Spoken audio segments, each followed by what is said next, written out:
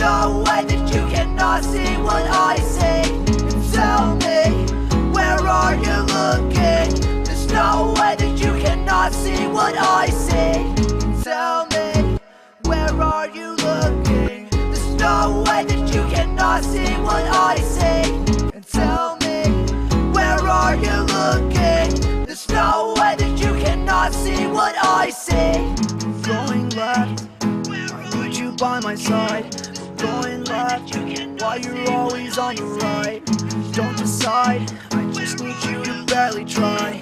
No, I fry, I just need you to not die. There's one left, I need you to win this fight. You should have rest, we lose like this every time. Go ahead and cry, you're not getting better. This isn't fine, we can't play together. And tell me, where are you looking? There's no way that you cannot see what I see. And tell me, where are you looking? There's no way that you cannot see what I see.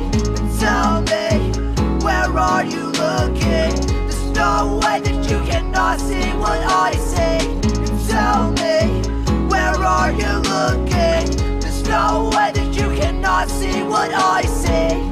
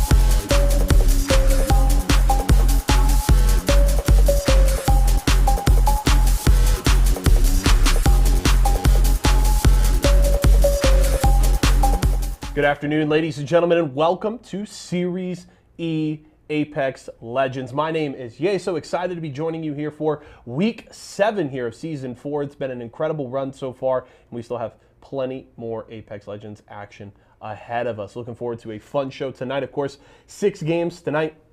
The partnered squads facing off against other open teams, competing for points, competing for cash, competing for bragging rights in this lobby. Should be a fun show here, and I'm looking forward to it. For those of you that are new and have maybe never seen us here at Esports Arena, or you've never seen Series E before, I want to break down just kind of how things work here with Series E, okay? Series E is a professional esports open circuit across multiple titles. We've got Apex Legends, Guilty Gear Strive, and Halo Infinite. And the way things work is players, teams go and compete in our open qualifiers. The best of the best get signed for Series E. That means They get drafted.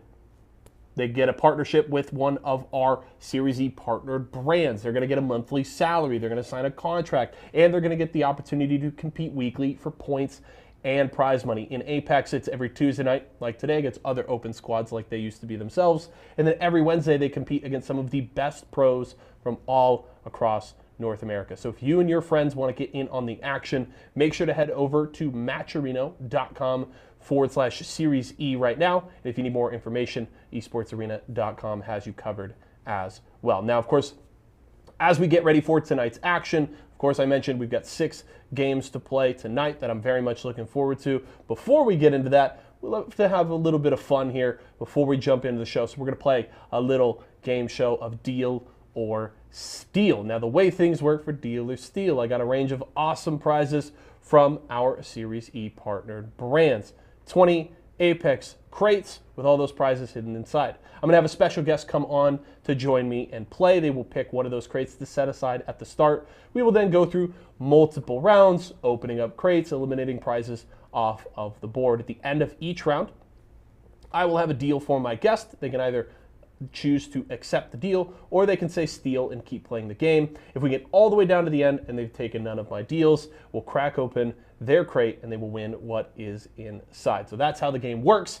Now, let's welcome in my special guest for today, one of the best fraggers right now in Series E, leading the way right now for Team Vizio. I've got Scissors joining me on the show today. Hello, Scissors. How we doing, my man? I can't hear anything. Oh, we'll get this adjusted real fast. Scissors cannot hear me at the moment, but I can hear him rocking that nice Razer headset. Scissors, can you hear me now? Yeah, hello. Hey, how's it going, my man? Welcome to the show. How we doing? Good, how are you? I'm doing well. I'm excited. We're going to play some Deal or Steal here. Of course, I think you're going to have some fun games tonight. We'll have to see if Vizio can get back to those winning ways, dominating open nights at the start of the season. But before we do that, let's have a little fun. We're going to bring Deal or Steal up on the screen right now. You've got to pick one crate to set aside here at the start. What is that lucky number today, Scissors? Let me go with 9. Number 9. Okay, so we're going to set aside crate number 9 at the start, and we're going to go into round 1. We've got to open up, funnily enough, 9 crates this round and cross some prizes off of the board. So let's just start rolling through it one by one. Where do we want to go first? Let's go with 1, I guess. Okay. Start right at the top left corner with crate number 1 to kick off some Deal or Steal here. And inside that one's going to be, the Razer Wireless Black Shark V2 Dang. Pro. But guess what? The nice thing, you're already rocking one right now. Yeah. You got the white headset, which is looking nice. So not a big deal there. That one's okay. What's next? Let's go with 15. Number 15. We're looking to hopefully knock off some of those lower tier prizes, get those white tiers off of the table early on. Inside this one, oh no, the Vizio 55-inch 4K No. UHD Smart TV. You know, you are on Team Vizio though, so I may, you know, we know some people. You know, maybe we can make something happen. But no Vizio TV today.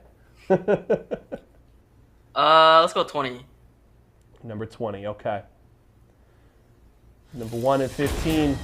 This has been hunting down the big fish so far early on. Inside 20 is going to be a $50 Walmart gift card. One of those 2 prizes available today.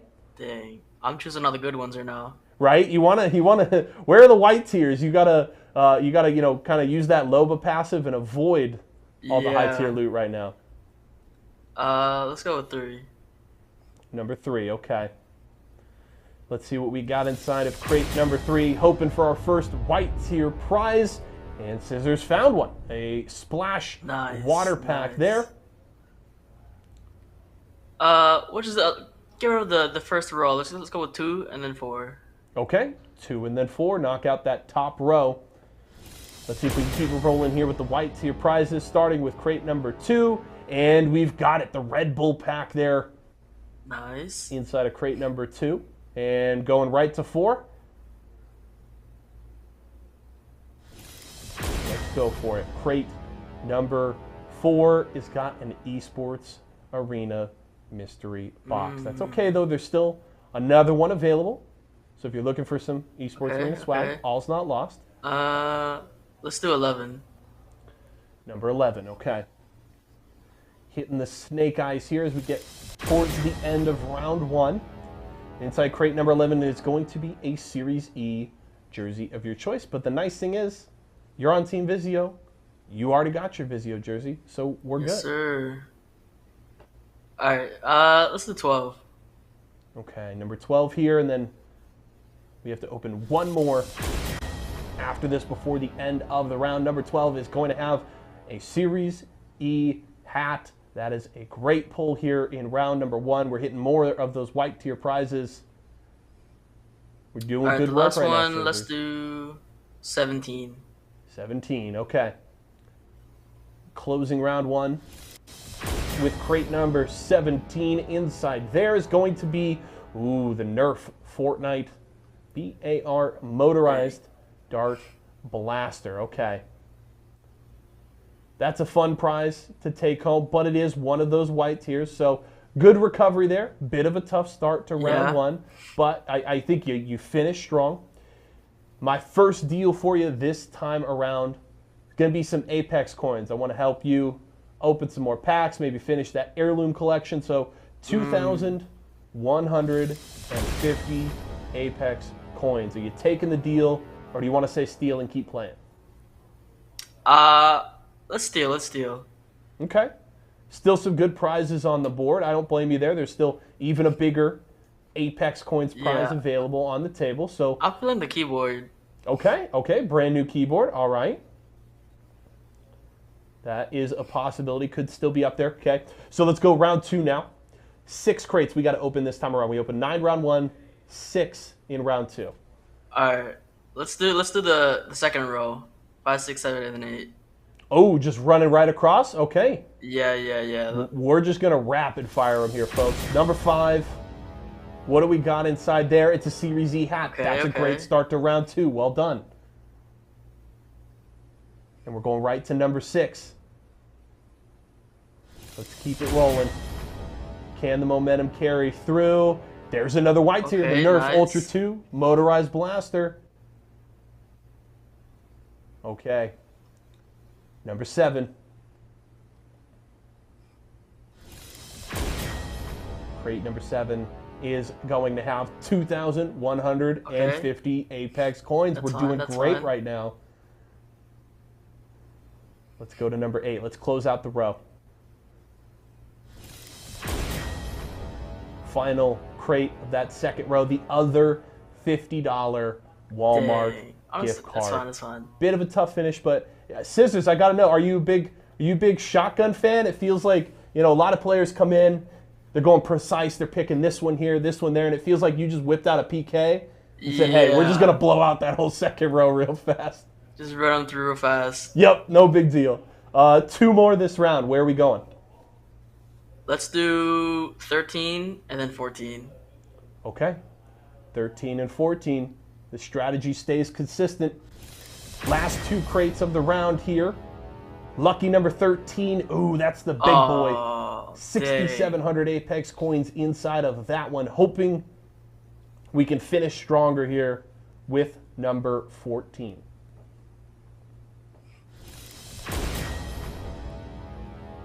That one is going to have the other Esports Arena mystery box. So, 2 rounds in the books. That keyboard you had your eye on, still on the table, as well as one of those lower Apex coin prizes. But that was a bit of a rough finish to the round, hitting some of those good prizes still left on the table. So my deal for you this time, I want to make sure you got plenty of energy when you're competing in these games. 6 games tonight, 6 games tomorrow. So I want to send you a Red Bull pack. Make sure you got plenty of energy. Make sure you're hydrated over there. So let's send some Red Bull to you. Now, just so you know how the way things will work here, if you say steal, we open 3 more crates. I will have a final deal for you. If you don't take that one, we open crate number 9. So what are you thinking? Taking the deal, or are you going to keep playing? All right. I'm a gambling man, so I'm gonna take steel and go for the keyboard. Okay. I feel it. You know what? I respect the hustle. I'm all about it, Scissors. Let's keep playing. Final round here. 10, 16, 18, 19. 3 of those have got to go. All right. I don't like 18 and 19. Let's get them out of there. Okay, let's close out that bottom row. You were nothing if not consistent, Scissors. You have kept that strategy rolling all throughout the game. I think it has paid off so far. The keyboard's still on the board, and that's important. So let's see what we got inside number 18. Let's crack that sucker open. Oh, the Black Widow V3 wireless keyboard. That one's going to sting. Almost going the distance here, but it was inside of crate 18. Okay, number 19, give me some good news here. We're looking for one of those 2 remaining white tier prizes inside of 19. Are they there? Oh, the final bit of Apex coins. It's all gone. It's all gone. Oh, man. Okay, last crate, 10 or 16? 10. Number 10. What do we got inside of crate number 10?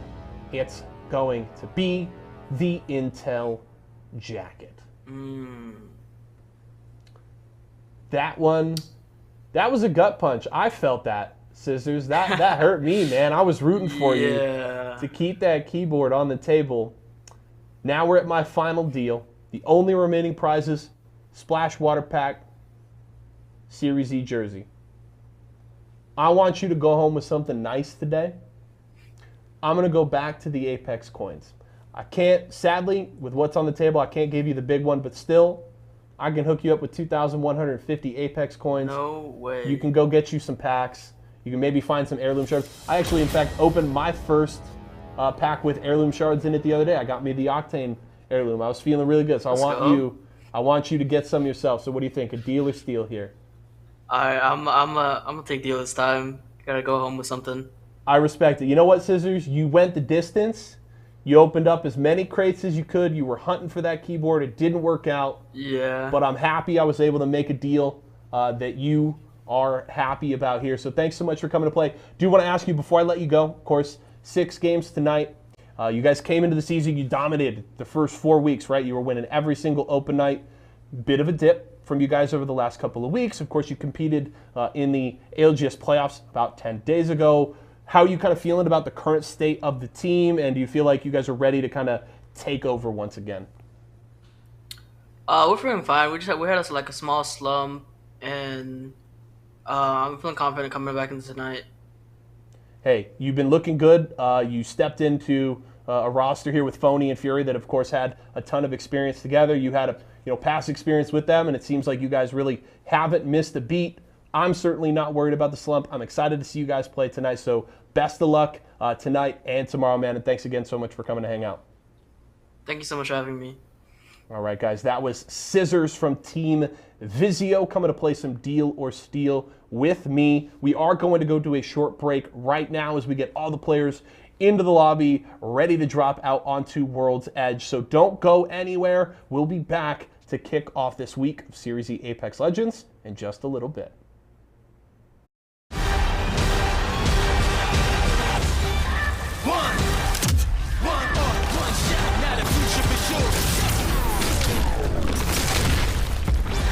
Versus coming daily under pressure. Working on the plot and the scheme. The true style trademark is at the edge of your dreams. Yeah. One shot, now the future is yours.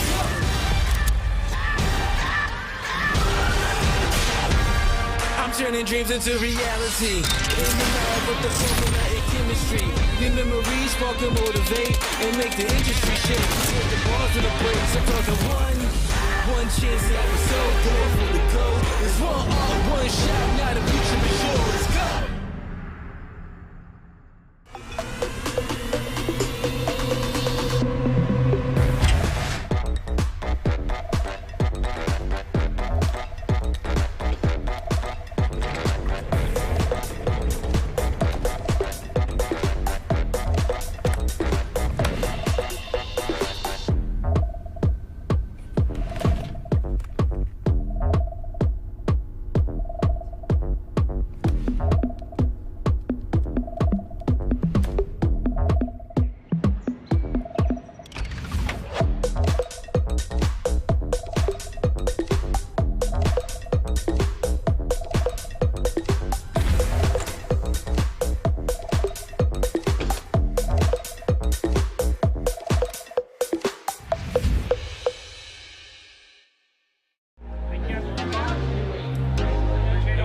going to do it in 3, 2, 1.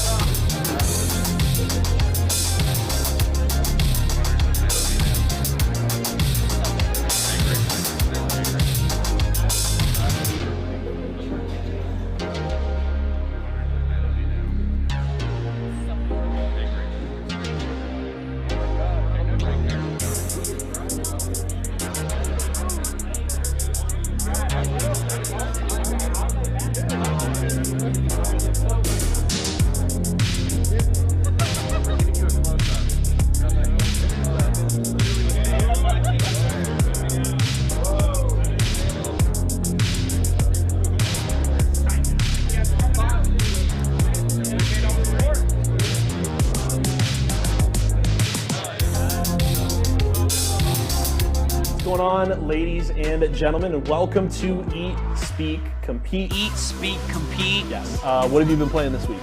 More of all these guys. Somebody say another booster box. Yeah, right? I'm not excited for the release of New Worlds. But when you look at the hallmark titles of the last decade, it feels like they are finally ready.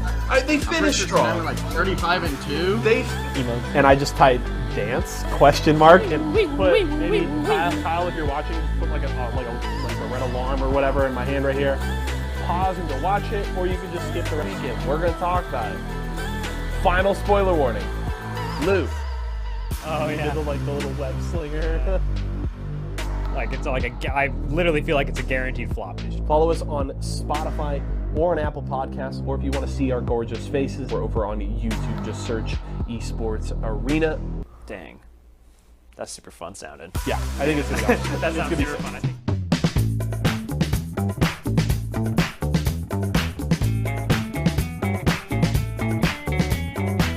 It's going down, it's going down, it's going down, it's going down, it's going down, it's going down, it's going right now. They're gonna hear our voice, they're gonna hear our voice, they're gonna hear our voice. It's going down, we're gonna make some noise, we're gonna make some noise, we're gonna make some noise. It's going down, we got the right moves, we got the right moves, we got the right moves.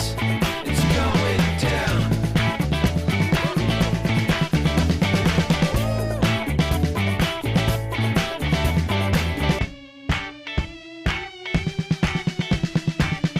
gonna hear our voice, they're gonna hear our voice, they're gonna hear our voice. It's going down, we're gonna make some noise, we're gonna make some noise, we're gonna make some noise. It's going down, we got the right moves, we got the right moves, we got the right moves. It's going down.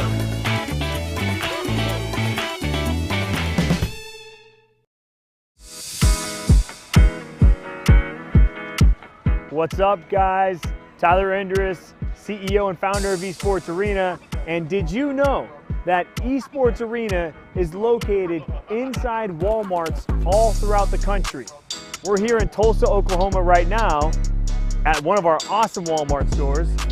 Let's go take a look.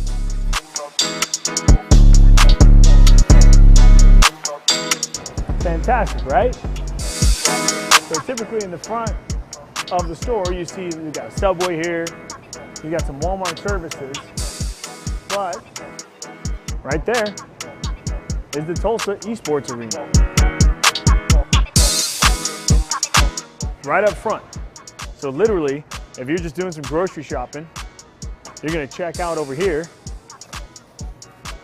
Simple as that. or you could check out right in here. We've got Calvin, my man Calvin right here. Hey, yo, log me in on station number 8. You got it, Tyler. All right, I'm getting logged in. We're going to go play some video games. Look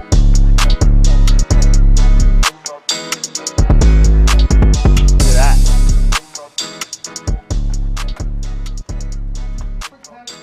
The best video cards in the industry.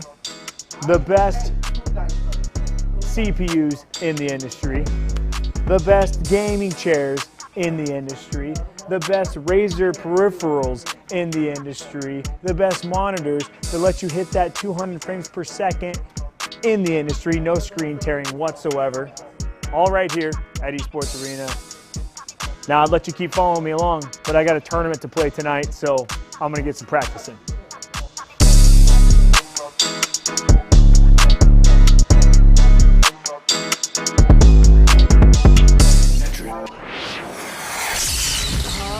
I'm fading! One bad headache can crash your entire game. Excedrin relieves headaches fast.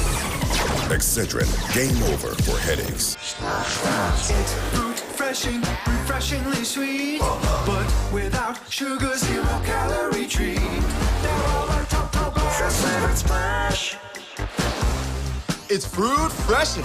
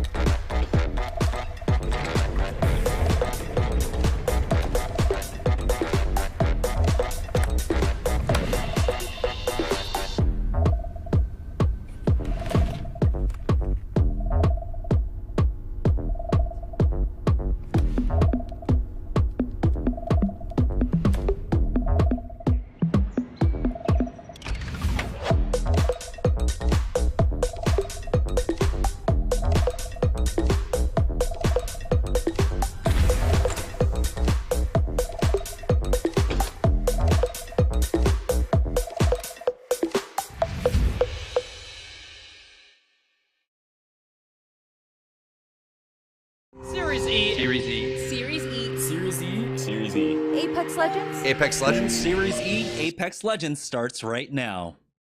And now we're seeing it once again, just like Game 2, slow down, but Fury time and time again. And geez, they think they're winning it. Chances are they're winning it. So he gets thirsted by Zera Tricky as Hacula is going to come around the corner with the spray, and now it's just one player alive over here. And this was.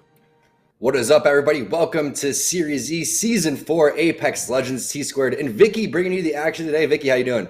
I'm doing great. I'm excited here. We got another week here, Tom. It's been a bit. You and I, we haven't casted in some time, so I'm excited that we're going to be able to dive into the Series E this week. And there's so many changes that are coming up to Apex in about, 7, 8, 9 days. I can't wait to see what the new season is. But I know these players are really getting a last taste of what this season is. So let's take a look at a little bit about what Series is in terms of the format, because we keep your typical ALGS format here if you're new to watching. And it is our open day, so you can get involved. So make sure that you follow Esports Arena on Twitter if you want to go and check it out. But Vicky, first place, 12 points like always, getting 1 point per kill. Yeah, and it's the LGS format, just like you were saying, too, and that prize pool, $500 in total for the first place team to walk away with $350. Of course, it is going to be played throughout 6 matches, like usual. So within these points, you're going to see a lot of these teams start off strong for game number 1, feel out the competition, because we got some familiar names in these lobbies today. Yeah, let's go ahead and take a look at the names, because we're looking at our little spreadsheet over here, and it is absolutely stacked. You have teams like RCO coming through, teams like Furia. We're not sure if Melissa's mic is a dancing name that he has, or if that's his real name, it's his gamer tag. We're going to find out if he could dance all over these kids in the lobby here very shortly. But DXT is a team to definitely look out for. And then we also have a change in Team Splash. Looking excited to see how Casellas, Prodigy, and Senpai, that is a roster, if I've ever seen one, how they're going to do today. But there's a lot of stacked players and teams in here, Vicky. Yeah, I was going to say, we see a lot of familiar names, and then on the other hand, maybe an unfamiliar name with Malicious Mike. We're going to see how that works out with Furia, as Furia was the squad to win last week's Series E Open, and I believe that was one of our the first time that we see one of these top-tier teams actually take an open day, seeing that Furia has been coming out. Lazarus, too. We see RCO Esports, like you were mentioning, make waves out here with Holiday, Nando, and Sleepy Panda, so it's going to be exciting to see if Furia can repeat that win that they had last week, or are we going to see Vizio come right back around as strong as they have been for the first 4 weeks of the Series E Open? Yeah, a team like E8, I'm looking at Mercy, Presley, Silence, Golden. That's a stacked team. You have Songbird and Stompies and DXT. Lazarus is in here with Vize Dank and Joey Blackout. A lot of teams typically that you'll see in the ALGS are competing today. Like you said, 6 games overall on World's Edge. And, rumor has it, I haven't really dug too far into the notes, but World's Edge is kind of going out of style here coming up soon. There's a lot of different changes coming up. Vicky, have you kept up with the patch notes? Oh, yes, I have. I've been seeing some of those changes that have also been speculated on going around social media, and that's why I'm so excited, but I'm still coping with World's Edge potentially being rotated out. I need some time here to cope with the situation. I'm not ready. I'm not ready, especially World's Edge. I love World's Edge. It's like literally my favorite map, but we're going to have to see how some of these players adjust with those changes coming around the corner. Now it's the time for some of these teams to go out with a bang when it comes to the consistency that they've been able to keep up with throughout the last few weeks. Consistency is key, and it's important every open day to try to show up because there are cumulative points that go up overall in terms of our partner teams get cumulative points, and then the open teams also get cumulative points. So there's going to be a relegation eventually. We're in our 4th season here of Series E for Apex, and hint, we had Halo yesterday, so if you're a Halo fan, make sure that you go and check that one out. But here's your cumulative points, and it's those top 3 teams, Vicky, but everybody's sitting above 400 or at 400 points, so it's very close. Yeah, we highlighted Team Vizio because this team had won the first 4 weeks of the Series E Open, and I need to now further highlight Team Nerf because Nerf had been doing so good within the Pro Nights, but we're just unable to do the same thing during these open days. But last week, Nerf really came out swinging. Not only did they take 2nd place right behind Furia, but they won 2 games that night as well. So that's another team that's starting to kick things up a bit when it comes to that consistency that we were talking about. And that's actually why Team Nerf was able to move up to the top 2 spots in the Mobile One overall cumulative leaderboard. Yeah, it's the open day, it's the pro day. These teams are showing up for sure. One of the things that I love about Team Vizio is just how they play the game. And that's why they're sitting in first place. Well, that's not why, because I love to watch them play. No, that's not why they're sitting in first place. It's because of the way that they play the game. It's just very fast rotates, getting into the middle of the zone, but they're also capable of just slaying out on every single cost. Team Nerf's kind of taken that into consideration as well. I think that they're mixing up the styles and finding out how they want to play. But teams like Splash, Excedrin, and Razor are going to be chasing Nerf and Intel. It looks like Vizio should be pretty set. I'm interested to see what that battle for 3rd place is going to be like and who's going to continue to push the pedal to the metal to try to get number 1 overall and try to take that from Vizio because it's hard to beat them. The Valkyrie rotations are really on point. The way that everybody is going and playing is extremely on point. And they have just a really great roster overall. I mean, also looking at this new Splash roster, how are they going to do? Where are they going to fit in coming in with 4th place already? Especially since they're on that borderline. If they have a really good week, they could definitely do enough here to try to get Intel sweating a bit. But it's like you were saying, that gap that Team Vizio has built up for themselves as they sit in first place in comparison to where we're seeing Nerf and teams like Intel, you could see that there's that gigantic skill gap that Vizio has been able to display that consistency. But just like we saw Nerf pop off last week, now that they're able to sit a bit comfortably here in the top 3 part of the leaderboards, then you have teams like Splash, etc., and Razor now that have to try to replicate something like that because Team Razor, especially sitting on the bottom part of those leaderboards, need to get something working out soon because just like you were saying too earlier, with the weeks passing us by, time is running out here for some of these teams. No doubt about it. And there's been players, that have been really stepping up on certain teams. For me on Nerf, I'm looking at, Turns. Turns has been playing really well. When I'm looking at Team Intel, I feel like Fearless has really been stepping it up as well. So it's a matter of who's going to come through and step it up, and then who's going to be able to adjust when this new season comes out and all of these changes happen. You have to be on top of it. If you're ever going to take a break, I would say probably take a break now or in the next couple of days. Don't take a break right when the new season comes out, because that's when you have to get on top of it and be on top of all those patch notes. Yeah, exactly. Because with some of these changes coming in are just going to be absolutely insane with some of the way that some of these players are going to have to make those adjustments, and that's why I'm really excited for that new season to come back. But again, this is that last week for some of these teams to at least get ahead of the curve here, maybe get some comfort points, so that way they don't feel too pressured when it comes to that new changes with the new season coming up soon. But as we get started here, we have some familiar names like we were saying before, but with some of these teams making the comeback here, can teams like Vizio and Nerf stay consistent? We're going to be able to see these teams right now. Again, we were highlighting Lazarus, who came out just last week. Some changes. Nightmare's not back here like we saw last week. RCO, though, they're making the comeback. Boston Monsters are here again. CCE, CCC, because we can't get that confused, because both these teams have also been coming out strong during these opens. It's going to be really good to see how some of these teams keep up to date with those patch notes now that we know that the changes are coming in. But we are going on to game number 1. It's going to be best of 6 again, like we usually play this out. Sometimes we have 5 games, but today it's going to be played out with 6 games as per usual, and we're going to get started right off the bat. And typically we will see some 50-50s that are happening right off the rip. A lot of teams are already flying out of the plane and going on over towards that east side. You can see it's going to be a skyhook start in terms of where the plane is landing, going all the way down for the rest of the map. This is Vizio and their landing spot. You can see landing on over towards the landslide. No one calls this Hill Valley. Let's be honest. This is going to be the landslide area as you start to move on over towards there. But this is that composition that we're talking about, where it's a fast rotation. You're already landing fairly central over here. You're going to be able to have Loba and get inside of where you need to make your moves. And that's that first zone on over towards that southeast side. Speaking of Fearless and Team Intel, no surprise that one of our most aggressive players and teams is going to get the first knock and flush of the game. It's that 50-50 that you were talking about. Sometimes we see this earlier on as we get started within our Series E nights, and Intel are wasting no time. They smell blood in the waters. They already get a knock. They quickly finish up that one player, but they don't want to get too ahead of themselves with such an aggressive spot from the very beginning. You can see their composition. They got the Bloodhound, they have the Horizon, and they have the Valk. So a lot of mobility here for these squads, as Moody now is just trying to find some of that extra loot before joining together with the rest of his squad. It's actually Lazarus waiting for them on the other side of the bridge. This is really exciting to see different compositions coming through, right? We've already seen one composition with Lobo. We see another one here with Crypto, another one with Horizon. And I think that's what's so exciting as Apex continues to grow over and over again. Remember when it first came out, we just saw the same 3 legends over and over again, Pathfinder, Wraith, Watson. That's no longer the case. It depends on what your team style is, what every individual style is, and really what the meta currently is going to be. But with so many different legends that are strong, Vicky, no one really knows yet. And that's what is so fun right now about Apex, all these different changes that are coming through, really testing these players' limits to decide how they want to go and play. But when you look at Lava City in Big Mod, that is a great POI to have. That's where the zone's ending, and no one's gone over there yet. No one's even landing there because we had a weird flight path going on over Skyhook. And this is going to be crazy, too, because it's another one of those southern circles as how some of these teams get situated, like RCO Esports, making that quick rotation.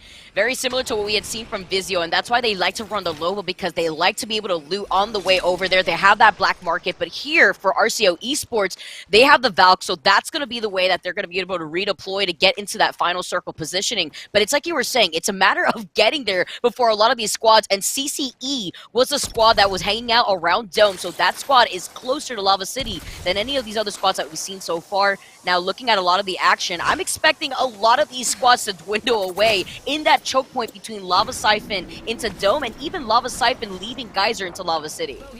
Wow, look at this. RCO can't go up the balloon there. They have to bail because Sleepy Panda ends up taking a massive amount of damage, and this is so far from where the zone's going to be.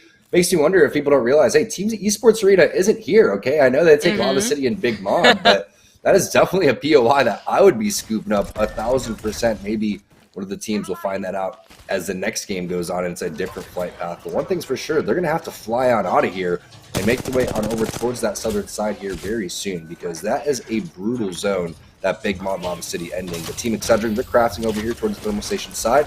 Just big chilling, waiting for some more opportunities to get their resources up. But you can see a fresh blue armor there for Kimchi Lee, who's another one of those players when we're talking about individuals that have definitely been stepping up. Got my eye on Kimchi and this Brawler to see what they're going to be able to do.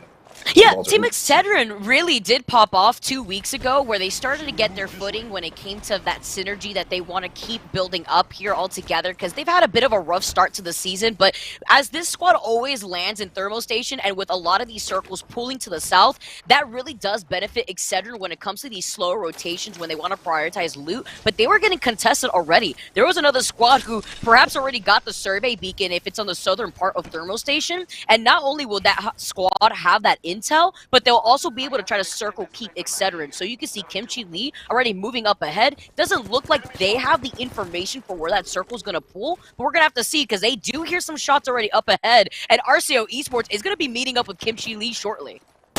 Yeah, this is where it's really pays to have Wraith on your team, because you could do a couple different things, right? You can portal your team out, you can portal your team in. Maybe you get on over towards the Dorito building and kind of reset, as there could be a potential third party that comes in. But the bubble gets used very early, and that is a huge utility down right now for Nando and the RCO Esports team. So if the other team wants to go and push them, they could. But this is one of the most popular spots in terms of finding a third-party opportunity, and they understand that RCO is going to get on out of here. Valkyrie Reared Boy, Skyward Dive, go on over towards the team. This also, Vicky, is going to give them the opportunity to use the passive there to see if they want to take this fight and continue to gatekeep them through the thermal station side. And that's why it's so good. This redeploy is so good coming out from RCO Esports, because now they could reposition without putting themselves in a bad situation where they would get essentially sandwiched by two different squads. Looking at Excedrin, who wanted to move up in that situation, and RCO seeing another team by the train tracks over by the other side, and they're prioritizing their rotation. There is a beacon on the southern side of Tree. It wasn't going to be on that southern building of Thermal Station like I had thought when we had seen some shots being taken at Excedrin. Meanwhile, on the other side of Lava Siphon, though, by that choke point that we were talking about that would lead them into Lava City, there's some action going on here, and it's going to be Team Intel now. Without Fearless, you see Petty Boss trying to give the suppressed fire, but it's not looking like it's enough here, as they're forced to just kind of pull back. CCC, though, they're not really fully extending, as they are running the Caustic composition, so they're playing this very passively inside the building. Caustic. Can't wait for that nerf that's going to come through. Had to say it. And of course, there's a couple players still sneaking it in there. Like, Cades, you know you're really sweaty when you're sneaking in a Caustic here in that last week, but I love it. There's money up for grabs. There's points up for grabs. You got to go in when you can, especially if you have an angle like that. Look at that, Cades. He's even got the Volt. This guy's going full Season 11 mode on him. Hard stuck D4s, maybe that's the reason why. But look at CCC. They're going to get the res back up on over there. A lot of action on over towards this side. And when you play Caustic, you really want to continue to hold this building down. But at what cost, right? It's going to cost you a lot of resources. Fortunately for them, they have 12 cells here in Nobu's hands. So they're going to be A-okay right now. Typically, the team that's on the outside of the building is in a much worse spot than the team that's inside. Listen, Tom, the Caustic, the Volt, let him have his fun while he can, while you can enjoy it here. Intel in another quick fight here, getting that quick knock onto EDG. They're going to be able to also loot up here before engaging in this next fight, but Intel looking strong. They want to build up this momentum, as only one squad has gone down. Make it two squads now in the lobby, going down with Rock Monkey being that last player for Droolers eliminated here, but already a pretty slow start from what I was expecting originally, as we see some squads now making their way over to Big Mod. This is exactly the area that you were talking about before, Tom, where we see Esports Arena usually land. They get those Big Mod guns, but Lazarus wanted to beat this team to it. Perfect bubble, perfect defensive bombardment, but an even better push there from Joey Blackout. He answers with a bubble of his own, pushes up. Meanwhile, look at that, just chilling. Crypto on the top, angles on top of angles, safety on top of safety. Lazarus putting it together there with a very clean fight. That's how it's done, Vicky. Plus 4 batteries in the back pocket. If anyone's in the best position in the game right now, I'd probably say Lazarus.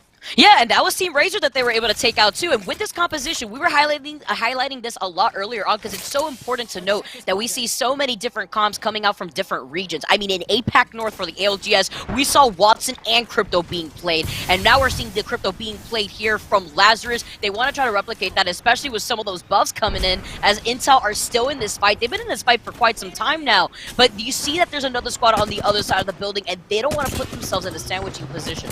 And this is what I want to point point out about Series E is, hey, this you may see on the open day. You're not going to see this on the pro day. You're not going to see this in the ALGS. Intel knows that, and that's why they're kind of picking on both these teams. They're fighting virtually two teams at once. They have one team trapped below them, another team on this building over here, and they're still able to put in work. And that's what's so beautiful about these partner teams that really start to get their confidence up right now, and the open teams that are trying to deal with teams that are aggressive as this Petty Boss pushes in after doing the damage to the team. They just got to get Fearless back up, and now they're going to try to get this third party off of their back and do it in style. We'll see if they're going to be able to do so. They have Horizon if they really want to toss that black hole. I think it's still there. And the team they were holding off on over towards the side is the new Nestle Splash team. Yeah, with Splash now getting involved into this party, you see them not trying to overextend at the same time. They're trying to play passive-aggressive because they know there's another squad coming in from their 6. So the moment they give up this building, they know they're going to allow that squad to have the opportunity to not only have that space advantage, but they're going to have that free real estate. And Splash wants to deny that space to that team, so that way they're not the ones not only out in the open, but sandwiched too. So they're going to be holding the inside of this building. You can see the poke damage coming out from Rock, but this is such a tough spot to be in because they know that they're going to have to start moving soon. We know that that circle is pulling towards Big Mod, and with some of these teams already taking up that space, Lazarus has just been on a tear. Player after player, each squad that tries to contest this team just keeps falling through, as now another team is making their way from Lava City into Big Mod, and it's that survey beacon that a lot of these teams really want to fight for. And as Lazarus is running the crypto, it's not like they have to overextend to just get that survey beacon information for that next circle. And because they're doing the combo with Crypto and Valkyrie, if they want to hit the scan over towards the next zone, they can Valkyrie redeploy up. They're in such a good spot, and I really think that Crypto is continuing to be undervalued throughout season after season. So we'll see if season 12, with the changes, if that is going to be something big. Meanwhile, Team Vizio, big chilling over here, still with a lot of good loot. I mean, gold helmet here on Scissors, that's going to help with the skyward dives and the missile barrages. You can see the next one coming up in a couple of seconds. I'm sure he's going to shoot one over there very shortly so they can continue to figure out how they're going to rotate. But this is this zone 2 closing. They're going to eat a little bit of damage over here, but not that much. Meanwhile, Intel, fresh off of their team fight, you can see 3 kills on Fearless already. He's looking for more. Nice little angle there through the crack, but Mooney takes a lot of damage. Look at that movement coming in for Fearless. He's not scared of the barrel, and there it is.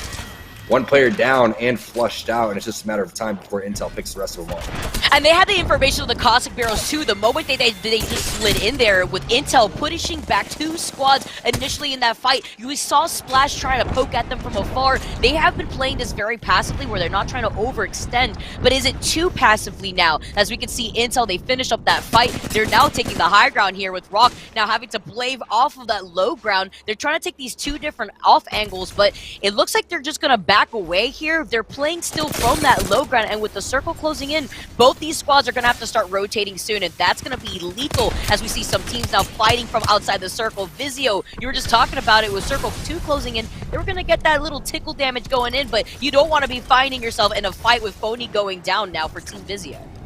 Yeah, no doubt. They're going to have to heal, reset, and hopefully not lose out on the player that was down on the ground. Meanwhile, that fight between Intel and Splash is actually taking place, and it looks like the new Splash squad has 2 out of 3 members down, and it's up to Petty Boss over here going up against Rock. You can see the ring is taking down 1 victim. That's going to be Patty, and there it is, that 1v1 that we were talking about. Red armor in the hands against Petty Boss. It's just one more massive shot, and that's all that you need right there. But a very close fight, like you said. Was that a little bit too passive? Seemed like the timing was right for both those teams, but Team Intel showing their experience right now as they take down Nestle Splash. Meanwhile, Excedrin still fighting outside of the zone over here, and you can see that they're not interested in losing any more players, so they're going to back off, hit the scan. Now it's up to Enemy and Kimchi Lee over here with a lot of damage going on to Crazy.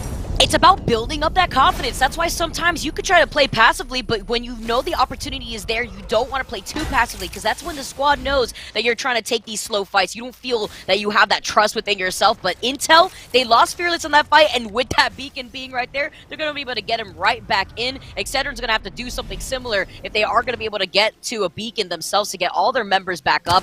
And talking about being up and healthy, Team Nerf, they have those 2 purple Evos. They got the gold Evo from turns. Maybe they rotated outside of that vault towards their right by the tunnel, but they do see another squad already trying to kind of approach from the high ground by the uphill. But look how many teams are already situated here by Lava City. A lot of different Lava City endings. We'll find out exactly which one that's going to be once we get a scan onto Zone 4 into Zone number 5. But right now, I like the way that Nerf plays, and that's kind of the MO for them, right? They kind of lay low, and then all of a sudden, boom, they're in a great spot. And yes, they don't pick up a lot of kills along the way. Sometimes they do if they're rotating on the outside, and then they make their way in. But for the most part, they have a very similar play style to Team Vizio, except Vizio is, a little bit more center focused when it comes to the pro day. I really think that Nerf has learned a lot from what they're doing. That's why you see that double rotation coming out with Valkyrie, with Wraith as well. That is the composition that TSM was using so successfully in the Split 1 playoffs. But Steamrollers, maybe they are on the rollers, but they're going to have to try to get Patty back up because you don't want to have only one player, but that is what that Tomcat is on that right-hand side. It's the Tomcat Rat Cam, and it looks like he's about to get exterminated. Meet your maker. You have nowhere to go. Vizio understood that there was a rat left, and they just waited by the edge of the circle for the opportunity to come to them. Steamrollers are out of this lobby. That was the same team that had everybody that was part of that roster, part of Rejects last week. And etc. now, as they were able to get everybody back up here from that squad, are up and alive, and if they do take out this team, they're going to have so much loot to work with. This is a really good situation for Etc. if they could win this trade, especially looking at Cruisin, who has to rock that white Evo shield since he just got spawned. Look at Kimchi with the little tech there to hit the melee slide to give that little boost all the way down, realizing that that zone was closing. He can no longer take that damage. But the problem is, right now, they're getting flanked and pinched from two different sides. They do have the bubble in hand. It's going to have to come down immediately. The map movement and the macro play looking so good here for Kimchi, but they are in such a tough spot. Team Fury is starting to push in. Plus, you have Team Intel on over towards the side. Excedrin, I don't think they're going to be able to pull this one out. It's enemy going down last. Team Intel is on the case. And a little uppercut to try to get their teammate back on over towards the ground. But that was Tech with the triple take from long range. Again, two really great teams. Not much Excedrin can do right there, even though you saw some great plays there from Kimchi.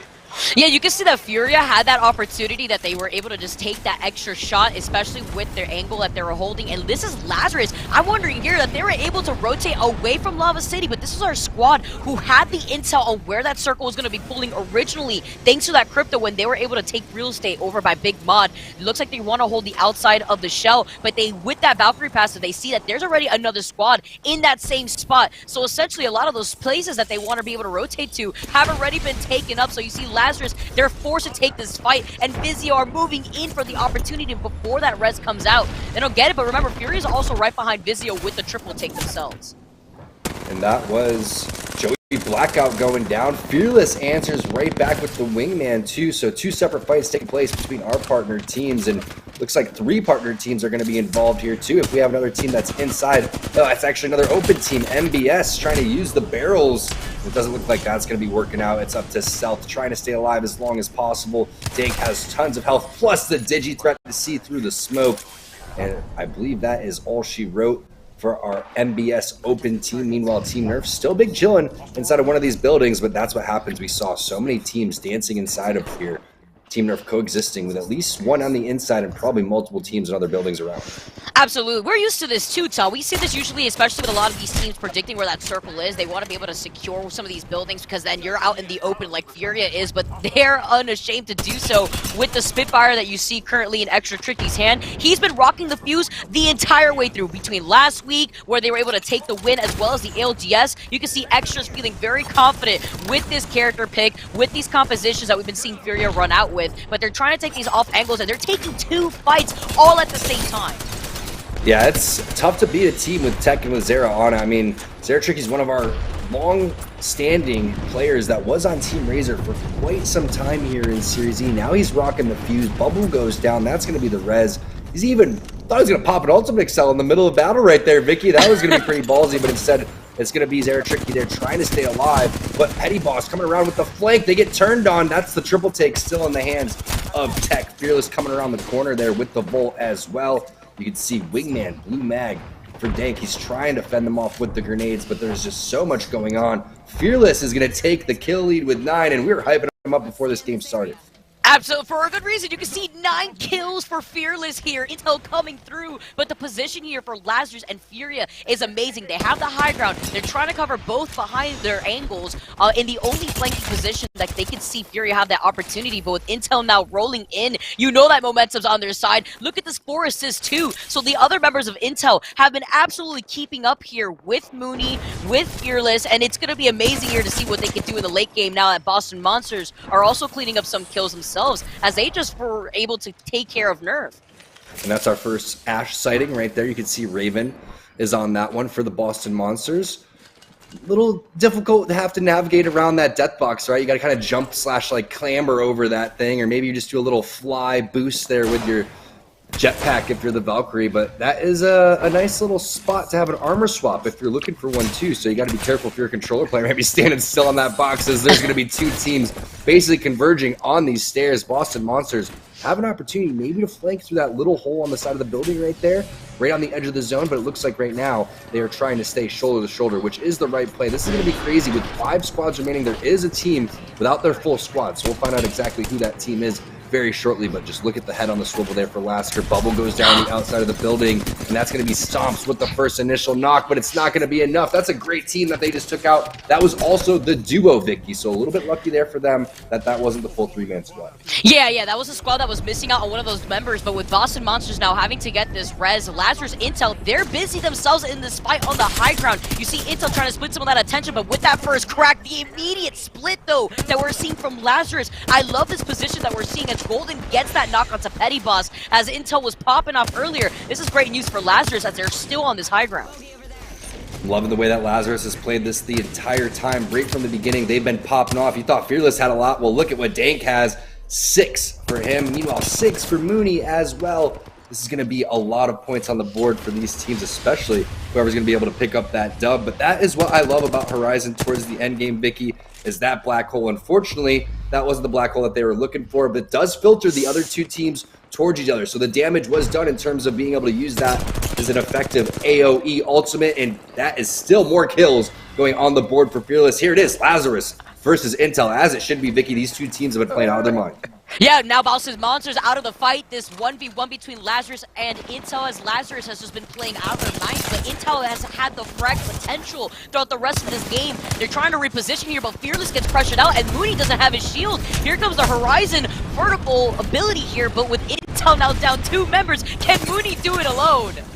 I don't think so, because the health just looks so strong on the Lazarus side. That's it. Game number 1 going on over to Lazarus. That was still a lot of kills for Team Intel, but that's how you play. You get control of Big Mod, you get the scan over there with the crypto, try to avoid a lot of the crazy fighting that was going on, sticking together, taking off angles. Fantastic way to end that game number 1. We're going to come back with game number 2 and that scoreboard very shortly as we take this quick break.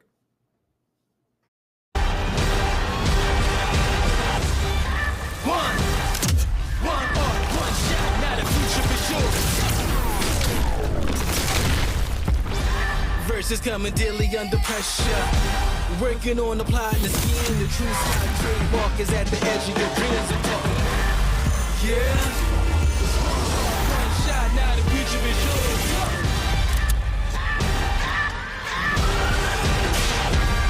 I'm turning dreams into reality. In the lab with the formula and chemistry. The memories spark and motivate and make the industry shake. Put the balls in the place. I'm talking one chance that was so good for the goal. It's one shot, now the future is yours. Go!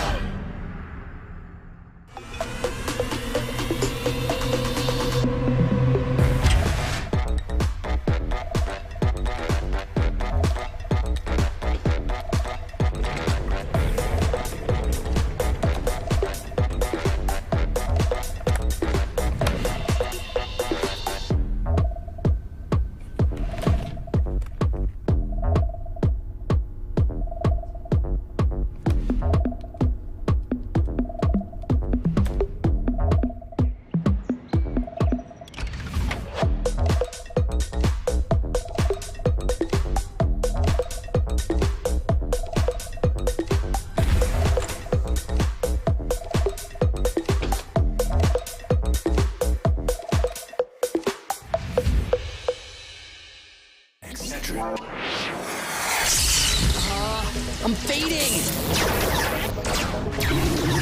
One bad headache can crash your entire game. Excedrin relieves headaches fast.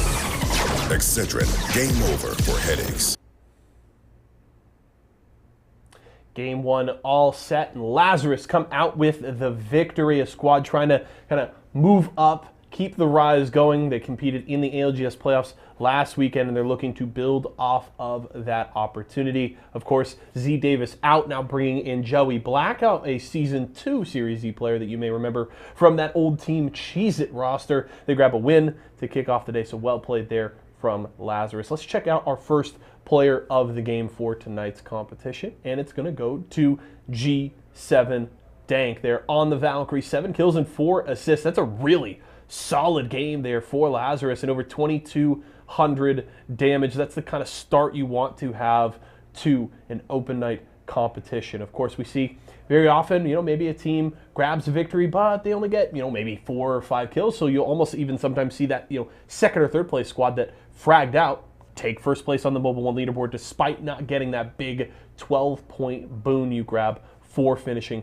in first place. But first place plus at least 11 kills is going to be a great start there for Lazarus, and they're going to be feeling pretty comfortable there at the top of the leaderboard. We are going to go to a quick break. Do want to remind you folks, of course, come out and hang out with us at Esports Arena. We are open all across the country, 18 locations inside of Walmart stores. So if you want to play some Apex, Halo, any other title your heart desires, come out and hang out with us. Use ! locations in Twitch chat right now to find an Esports Arena near you. We are going to go to a quick break. When we come back, game number 2 as Open Night continues.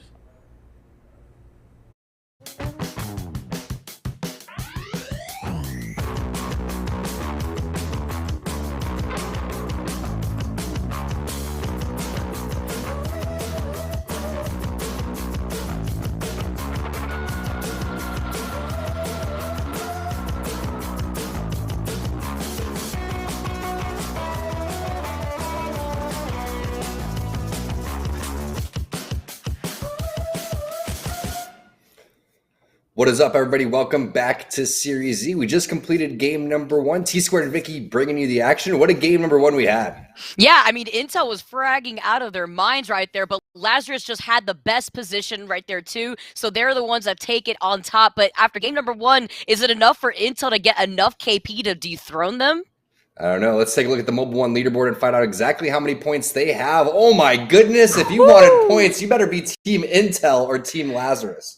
Oh my goodness, 31 points off the rip, off of just game number 1, and Lazarus right behind them with that win. They had a good amount of KP themselves, but the gap that both Intel and Lazarus have now built up for themselves and the rest of the lobby, I mean, just look at this. 26 points to 12 with Boston Monsters getting that 3rd place.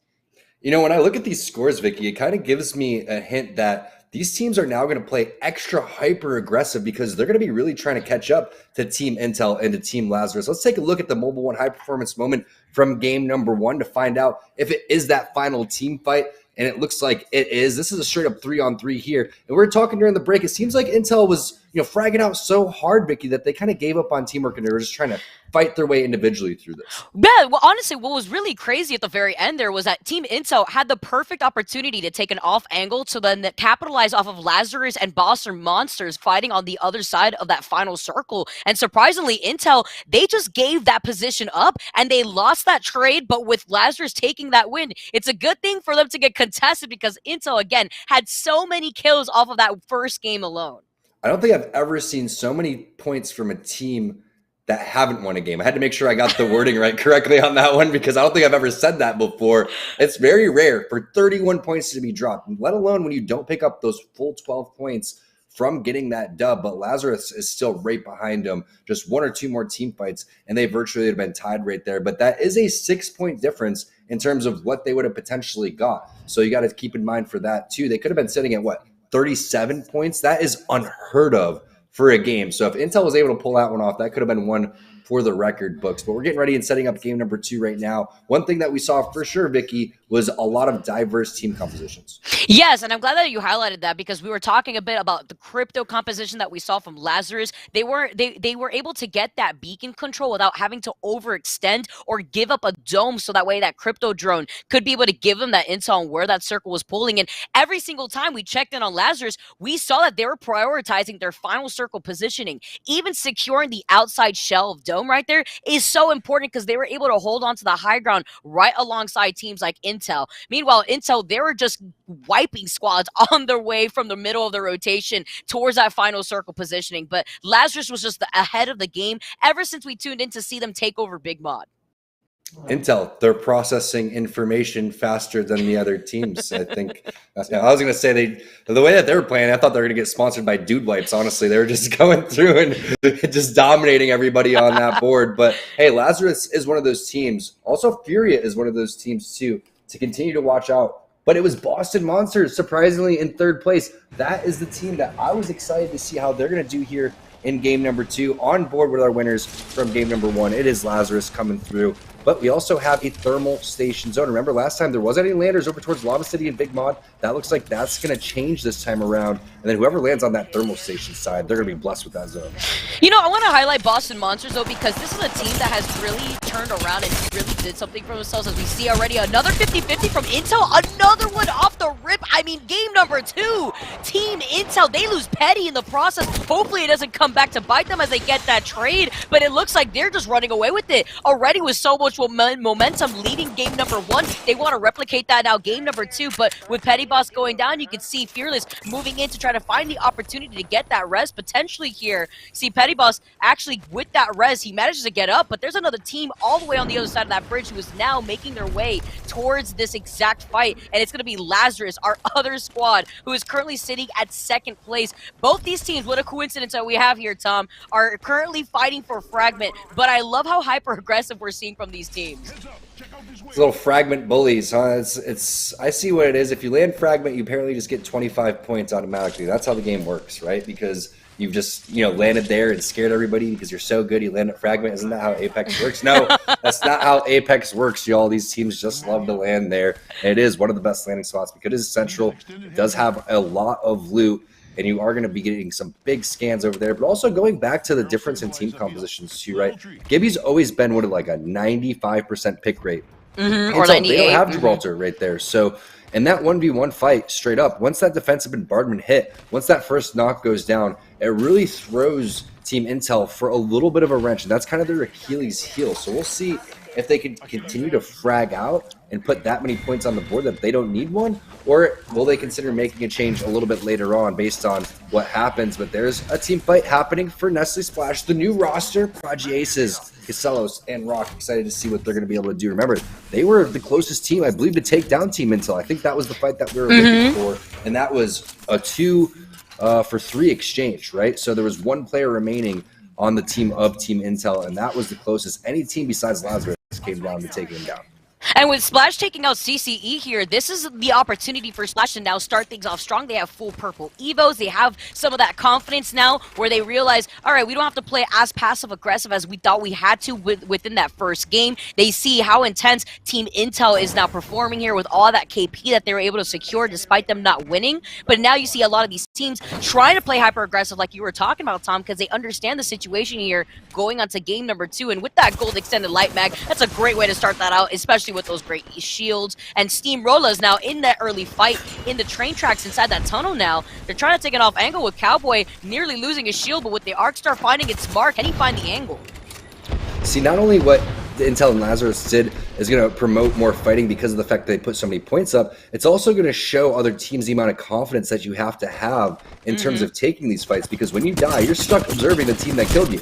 And what do you think happened last time? A lot of teams were killed by Team Intel and Lazarus, so they're going to take a page out of their book there, Vicky, and say, hey, if they can do it, why can't we? We play like that. We play a lot of Apex. Let's play aggressive and try to catch up to these guys. And that's why you're seeing a little bit more fast pace here in game number 2 than you did in game number 1. And if your name is Steamrollers, you might as well be rolling through people. CCC, they are out, and they're saying peace.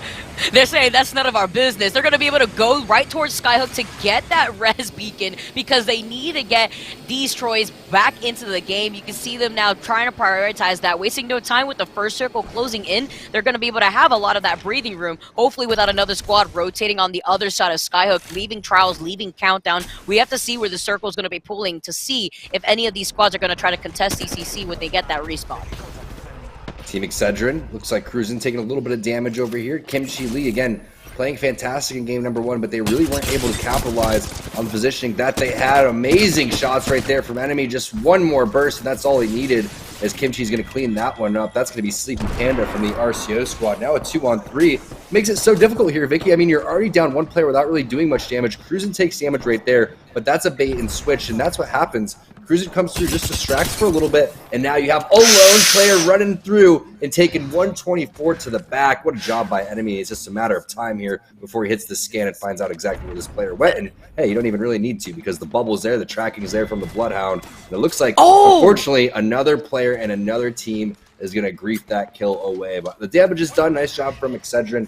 They are rewarded 2 kills for that. Unfortunate for RCO. They are going to go out in 18th place. Yeah, RCO out, and now with that move in, they were able to clean that up quickly, just like Boston Monsters were. Remember, we're talking about CCC and other squads rotating through Skyhook, depending on where that circle was going to pull. But Boston Monsters, they saw the res coming, and they saw the free KP light up in their eyes, so they were able to capitalize. Another squad now actually trying to get into rotation. They see the opportunity, too. It looks like everybody is out for blood at this point. Again, it's just about all those points that were already laid out for some of these teams to compete with from the get-go, but that's why we have the Valkyrie, that's why we have the redeploy, so that way we can get out of these sticky situations. Does wiggling in circles really work, or is that just a myth? I don't know. It must be a thing. All the players do it, all the pros do it, all the good players do it, all the cool kids do it. I'm going to start doing it too. Furia over here, looks like they have one player trapped. There's nowhere to go. The Ring of Fire is there. Call Johnny Cash. No, it's Zara Tricky. And it looks like they are fighting outside of the defensive bombardment as well. Nice knocks coming in for Furia. The flush is going to happen very shortly. Enemy bubbles already down. And this is what Furia does. They just continue to pick teams apart. They're all staying within shoulder distance of each other too. Nice little start to that team fight there for the Furia squad. And what's great to highlight with Furia is how well that they've been working with Malicious Mind. That's a new third that we're seeing Furia play with today, but Boston Monsters now having to force their way out of the circle. It's a circle 1 closing in, but the pressure is still going with Fearless now dropping down. There's 2 members of Intel left, but with this Horizon tack, they're going to be able to lift themselves back into the air. The black hole not necessarily landing its mark, but you can see Mooney with a great follow-up, but Petty Boss gets taken out. Now it's only up to Mooney in this fight. Oh, Mooney's reading him like a book. Fake clambers up, climbs right back down. It's like he was playing Bloodhound or something like that, and he could scan exactly where they were going. But the problem there that I see, again, is the lack of Gibraltar there, right? I mean, everything's A-okay. I love Horizon. I'm not trying to talk trash on the #1 team after dropping 31 points there. But you could see just the very small margin of error there is for the black hole that Horizon throws down. Every time I throw mine down, it looks like it was perfect, right? That's exactly what happened for Petty Boss. I thought that was for sure going to suck up the player on the ground and the near player. Instead, it did a little bit similar to what it did to game number 1, where it was more of an AoE. It forced players into a different position where he ends up throwing the grenade and getting more damage from that. But it is Steamrollers on the hunt after that, being little loot vultures, Vicky. That's what I like to call those guys, little loot vultures. And they were the ones that even with the Loba on that squad there too. So they're moving in. They're going to be able to scoop up that extra loot. So is Razor after coming out of that fight with Frenzy now going down. The third party's now moving in, and Intel are rotating back into this fight. I like how you were highlighting that black hole, because I feel like the issue that we had seen was that it's more so used as something for option coverage. You saw Moody follow up as Moody gets taken down, but with 2 knocked here, Team Intel still have that advantage. You can see Fearless though getting shot from the back. It's only up to Petty, but with the back now turned to Petty, he's going to be the one to clutch out, and with that gold backpack, yep, he's going to be able to get Moody and Fearless back in with no issue. Isn't that the best thing ever when you go through and you have one player on your team and he's got that gold bag, you're in the zone, you know you don't even have to hit the syringes, and the loot vultures get vulched on right there, if that's even a word. But really nice job coming back and saying and defending their home court, right? They just won that fight. There's no reason someone else should take that loot. They're like, you know what? Why don't you guys just loot it for us? We'll meet you in the back later. And I like how they called the shots to disengage there too. That was great timing on their part to then re-engage after they were able to get that reset. And it's a good thing that we also had that gold backpack for that squad, as they are going to be able to make those quick rotations after that fight. DXT, though, with this high ground here, they're already going to rotate out. You can see Sung actually putting down that caustic barrel before putting down some pings. They see another squad actually trying to contest him by the balloon, but it looks like DXT is getting pretty aggressive here on the southern part of the map. We know where that circle is going to be pulling more so towards the south, closer to Thermal Station, so we're expecting a lot of these teams to now make that rotation away from Harvester, away from staging eventually, to meet up in that choke point that you're currently seeing DXT in. I'm getting a little old, but I'm pretty sure that Sung is our first ever Caustic ALGS championship winner when he was going and playing with Bird in his squad. Don't quote me on that, but I am like over 50% confident, and that's why I brought it up. So he's going to be a little bit sad that Caustic will be getting those nerfs a little bit down the road. But Vizio locking things down. We know that this zone, if you're just joining us, is landing over towards the Thermal Station side. So there it is on the map. You can see a lot of teams are going to start posturing up over here. You can see the rotations happening on the southern side of Tree. There's so many teams in that choke. Yeah, you know, I'm not surprised, too, with the beacon being right there. I'm surprised it's not even being contested more with DXT being in the southern part of the circle. They're taking their time to go in for those rotations. But now that we know that the circle is going to be pulling towards the western side of Thermal Station, securing those buildings are going to be super important here. And Vizio may not have that intel. They do have the redeploy, but they doesn't look like they have a survey beacon that Valkyrie is able to get to. And now hard stuck D4s. This is them making that comeback here as they're showing their appearance for another week here in the Series E Open. But with Silo being the lone survivor for that squad, it may not be in the performance that they want to display. Now Nestle Splash, they're going to be able to make that rotation. This is exactly the building I was referring to before. And another squad seems to have tried to beat them to it. I wouldn't mess with Splash. They are hydrated. They are ready to fight. It looks like they are safe for now inside of this building. You saw pings going down on the backhand side, Vicky. That wasn't off of the map, if you are wondering. They were trying to land on that little edge that a lot of teams have done in the past. That is a complete legal spot to land.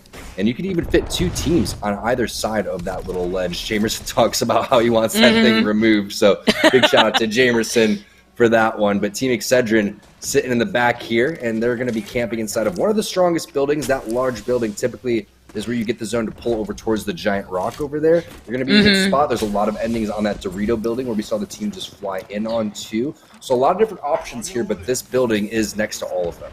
What's great about that little ledge that Jamerson talks about sometimes too is I was actually just thinking about it, where Team Dumpers, formerly known as Etc., like to hang out in that little ledge themselves, but now they've been able to secure a building so they don't have to play with fire just yet, as Lazarus is still stuck inside that northern part of Thermal Station, inside one of those buildings. They're taking some shots, but with these blue Evo shields, it seems like Lazarus has not been able to get as aggressive as they may have wanted to within the second game, playing this safer, seeing that artists can play spot now. Quite the opposite, as they're trying to engage as quick as possible. They're trying to secure one of these buildings themselves by the ledge because they know that this is where the circles will be pulling. In turns is opting to switch the composition up. Instead of going with Wraith, he's going to go with Bloodhound, which is a little bit, you know, just as aggressive as Wraith, right? But you are definitely looking to fight if you are going to play Bloodhound, and it gives you the opportunity to go and play the edge because you're able to take these fights a little bit more stronger than you would if you were to have Wraith, which is really great for skirmishing, but also really important for your rotations. And unfortunately wasn't able to scan where those players were, and now all hell breaking loose inside of this building. You can see one team is inside, another team on the outside. There's going to be Nerf falling down as well. Now the rest of the teams are going to start collapsing because you don't typically anticipate a fight happening this early in zone number 3, where the zone's going to end. That was like a horror movie. Team Nerf, they had the advantage, but they were stuck between two caustics. A stinking sandwich. That is not what you want to see when you want to secure one of those buildings. And now Vizio, they're moving into the party. You see Fury trying to take it off angle with scissors here. Fury's still with the blue Evo shield, but that black market is going to come in clutch with all these death boxes displayed inside this building. And the Digi-Threat is going to come up clutch too, because you're going to see through all of that visual clutter, all of the caustic gas, the thermites that are going down, and you can see the shots are landing for Team Vizio. The only thing they got to worry about is this third party, but look at the bubble, look at the thermite on over towards the door. Unfortunately, that thermite doesn't go the way that he was hoping when he threw it. Instead, it's going to really cut him off instead of doing any damage, but that allows them to rotate back on over and get out of here for temporarily. It looks like they are interested in fighting, though. Fortunately for us, we're able to see the player outlines around here, and it doesn't look like there are any third parties coming around, so this is a safe fight for Vizio to take. We can see, though, that a lot of those squads already are situated over by the west side of Thermal Station. So Vizio, after they're done with this fight, even though they have the number advantage, they're still going to have to traverse through that open ground of the lava that's right ahead of them. Now, Vizio, they lose Phony in the process. Scissors so low, but they are going to be able to clean up quickly with Fury being right there. Circle closing in right behind them, so they're going to have to start moving soon, but hopefully they can reset in time with that circle just being off to their left. Again, that's just going to be an open field day for a lot of these squads to see them in their line of sight now that they have to worry about 6 other squads in total. Find out if they can get an ultimate accelerant here, because if they can and pop that one, that should be more than enough for them to continue that skyward dive to get inside of the zone. Instead, they may just have to hoof it the entire time. Meanwhile, Excedrin sitting in the back over towards Thermal Station as they have for a little bit now. 15 seconds for the next scan for enemy, but things should be slowing down just a little bit, right? 7 squads, 19 players. There are a couple of teams running around a little bit broken. Not sure if we have any Tomcat Rats on there. I don't believe so, but right now, Team Excedrin in a prime position inside of this building. Yeah, with Excedrin holding this building, and we could see that beforehand, Team Nestle Splash prioritized the building right behind them, that both these buildings have already been taken up, and the crates have been opened up in front of them too. These care packages as Excedrin now move into another building, wondering here if they know where the circle is going to be pulling next, especially since there was that squad that's holding onto that Pride Rock, so they're going to have a good view of a lot of these teams now moving in on the high ground. That devotion looked scary. Turbocharged up, ready to go. This is the Jamerson ledge, as we're going to start calling this one now, and that is a visual bug. No, that player wasn't cheating or hacking or anything like that. A little observer error there coming through, but no error on the Razor side. They portaled here for a reason. They are trying to big chill, very commonplace. You know, this is almost a top 5 spot guaranteed, and the Scout Massive inside of the building is one of the things that would be pretty good range-wise to try to hold these players off. But you can see, you gotta be careful when you peek out. The fact that you have the Scout on your Gibraltar is always a really smart play here for Splash. But these are 2 very talented partnered teams that are duking it out for really good positioning.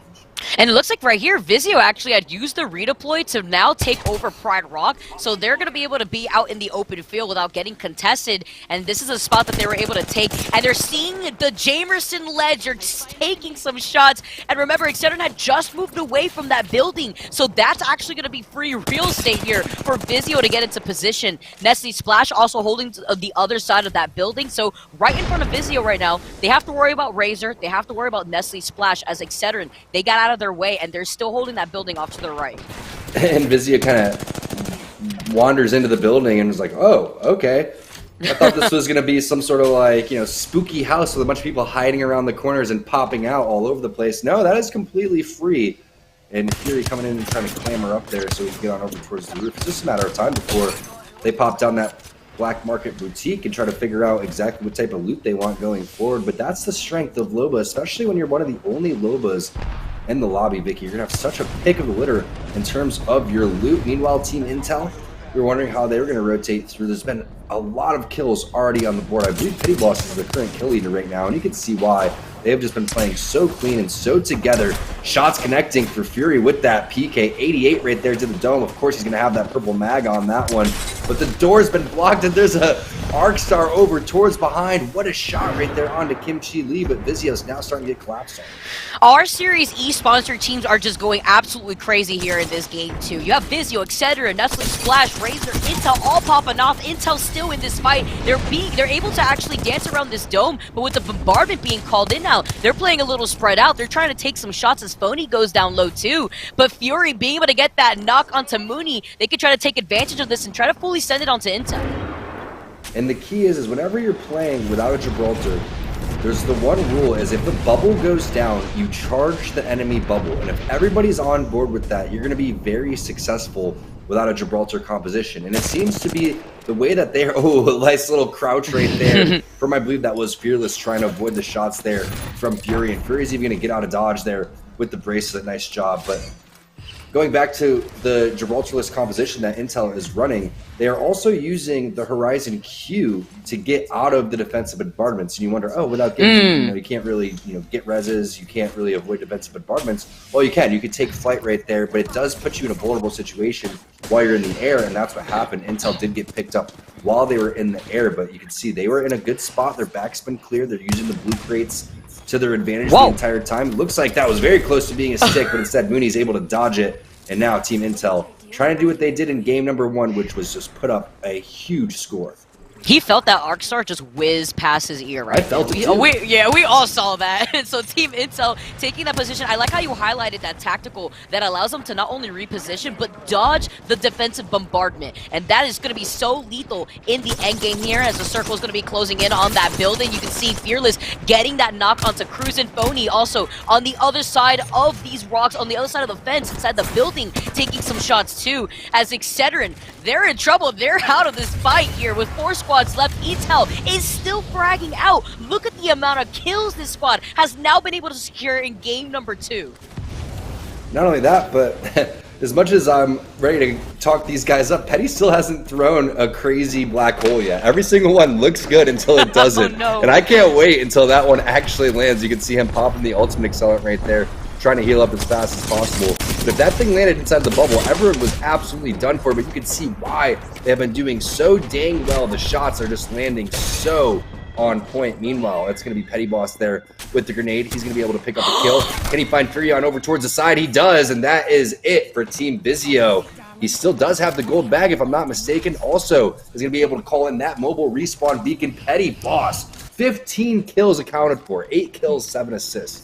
This is actually insane, and he's gonna call the mobile respawn. Okay, wait, what's going on over here? We have 3 mobile respawn beacons. I mean, if we were all gonna have a party, it's a rave out here. Look at this. It's looking insane. There's 4 mobile respawn beacons out in this last circle. Except Intel, they're actually utilizing this. I mean, I believe that's Razor holding onto the Jamerson ledge, but what I like about what Razor's doing here is that they're using these mobile respawn beacons as some makeshift cover, because the moment they have to get out of that situation, they're gonna be out into this open ground, all in the line of sight of Team Nestle Splash. The system is down. The system is down. Little Homestar Runner fans. Anyone? Am I too old? No? My old is showing? All right. I guess so.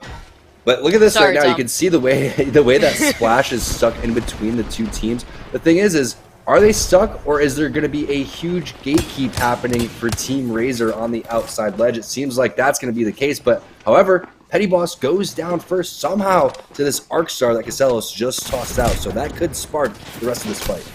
Oh, look at this now, though, with the Arc Star. Nice toss in there. What a quick fight to wipe out Intel. Intel, they go down in 3rd place, so this is going to be Splash versus Razor. Remember that ledge just being crucial here as Prodigy Aces, they go down. They trade that, though, as Bursty is the one to go down, so it's going to be a 2v2 unless Splash can get something going. Aces actually is back up again from right below them. They were able to get that res as he's going to be able to pop that battery, so now Team Nestle Splash, they have the number advantage on their side.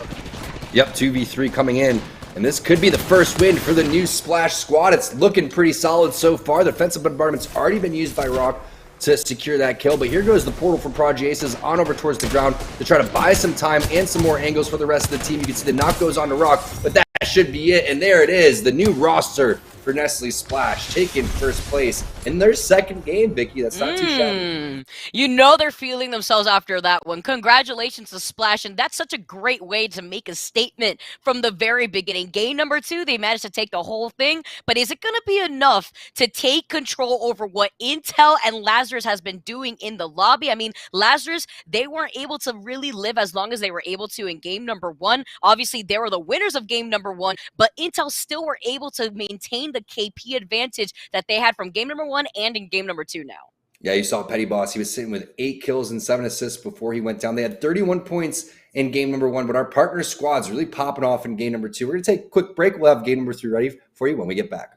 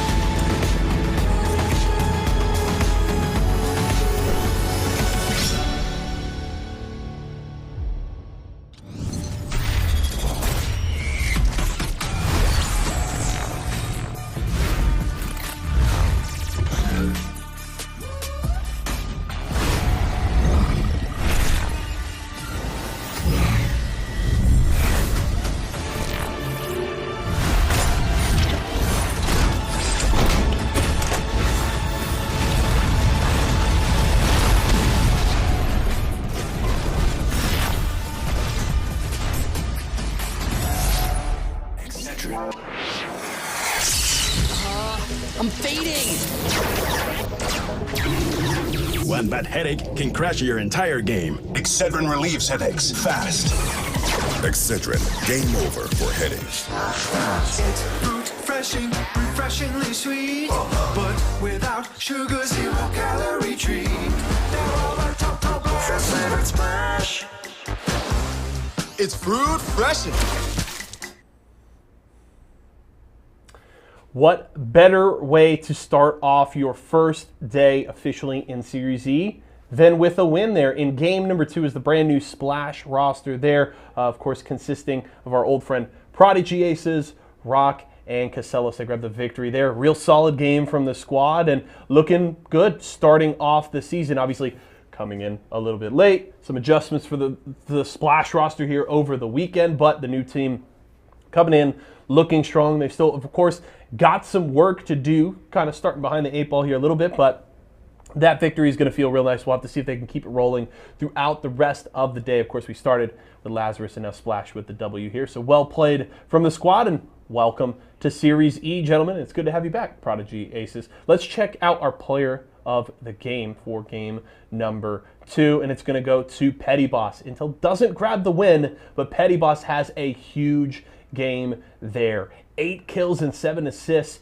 and just 1 damage shy of 2,400. Intel has been absolutely roasting so far today. They had 24 kills in the first game and at least 15 this time around. This is the kind of performance that I've been looking for from Intel from the start of the season. They weren't my favorite coming in, but they had a strong performance in qualifiers, and I was looking for them to build on top of that. Of course, roster adjustments here and there have certainly set the squad back, but still with the kind of talent on this roster, I had higher expectations, and I've been looking for that statement performance from Team Intel. And while there's still plenty more games to play, this is the kind of performance I'm looking from Team Intel for them to compete with Vizio. So well done from them. Good job there from Petty Boss. We are going to go to another break, but when we come back, the final game of the first half as Series E Open Night continues.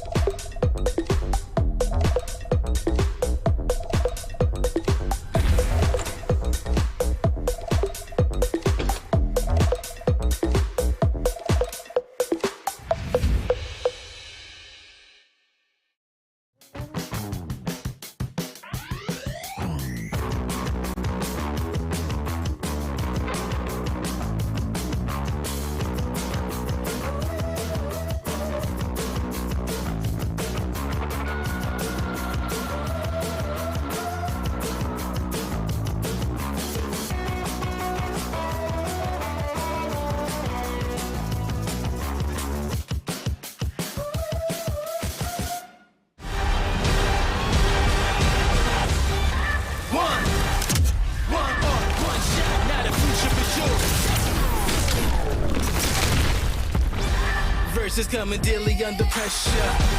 Working on the plot and the scheme. The true side trademark is at the edge of your dreams. Yeah. One shot, now the future is yours.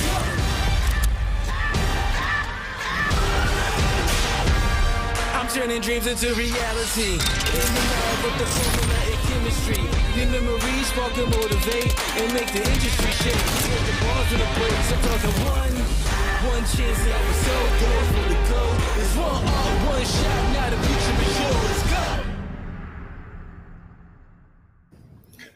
Welcome back, everybody, to Series E. It is our open night. T-Squared and Vicky Kitty bringing you the action. We've seen 2 games so far, and we're hopping into game 3, which is starting very quickly. So let's go ahead and take a look at that Mobile One leaderboard to find out exactly how many points everybody has, and holy cow, Team Intel's Ooh, sheesh, 59 points after 2 games. I mean, okay, Team Intel, they saw the ALGS, they took a page out of the book and were like, all right, we're going to try to replicate something that we've seen over there, because 59 points already after 2 games alone is insane. Remember, Lazarus just won game number 1, Team Splash won game number 2, and despite those extra 12 points, it should be highlighted that Team Intel has been fragging out with so much KP that they've been able to solidify for themselves, as well as the fact that they've been finishing within the top 3 spots usually. Yeah, Team Intel hasn't taken a game yet. They've gotten second and third, but they're still sitting in first place overall. Let's take a look at the Mobile One high performance moment from game number 2. Most likely was the ending part of that match,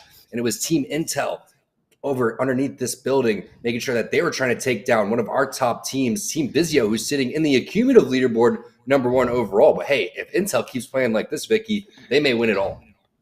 Absolutely. I like this off angle that Petty had gotten. This was fantastic because they couldn't find him. Fury could not see where Petty was. So Petty was able to pop that shield bat and try to quickly get that res. But between the mobile respawn beacon that he had to try to pull out to get Mooney back in, as well as getting that res onto Fearless, yeah, that gold backpack was great, but it just wasted so much time away from Intel that they couldn't secure the positioning that they wanted at the very end. But still, top 3 and so much KP, we take those. Yeah, definitely take those. They're playing so aggressive. It's an absolute pleasure to watch. And Fearless is really putting things together, but it's the rest of the team that's coming through. I mean, Petty Boss, again, hasn't really landed that ultimate black hole that they're looking for in terms of the Horizon ult. And when he does, I'm waiting for a huge pop-off moment. But when you look at the ALGS and when you look at that number, 50, that's what you want to get to, because once you get to that, you're on match point if we're talking about the match point formula, which we just saw for the Split 1 playoffs when TSM ends up walking away with the majority of the $250,000. So sitting at 59 points after 2 games is phenomenal for this Team Intel squad. We'll see if they can keep it up, because I don't want to give them that jinx, but we know what they're going for, and that's that triple digits. If you can get over 100 points, that's absolutely phenomenal for your team and your confidence. Absolutely. That's just really going to highlight what a strong team Intel has been tonight alone. And it gives me Alliance vibes too, because Alliance within the EMEA region had reached match point after 2 games alone. And Intel, they're on the fast track to get themselves there themselves. It's not going to be the same format, but they're definitely up there when it comes to that gigantic gap between themselves sitting at first place and our second place squad. Now, as we move on to game number 3, at the end of this game, it's going to be our halftime here to see which of these squads can try to catch up to Team Intel. And Team Intel lands next to Lazarus over towards the fragment side, so definitely keep an eye on for those 2 teams and if they will potentially fight, because we have the 50-50 that's happening with Team Intel. I'm not quite sure if it's still happening after watching them drop 59 points. I'd be shaking in my boots for whoever's landing on over there, especially with a couple POIs that are available. Before, we didn't see anyone landing over towards Lava City. Now, Tree looks free, launch site looks free, Dome looks free. Does no one like the south side of the map?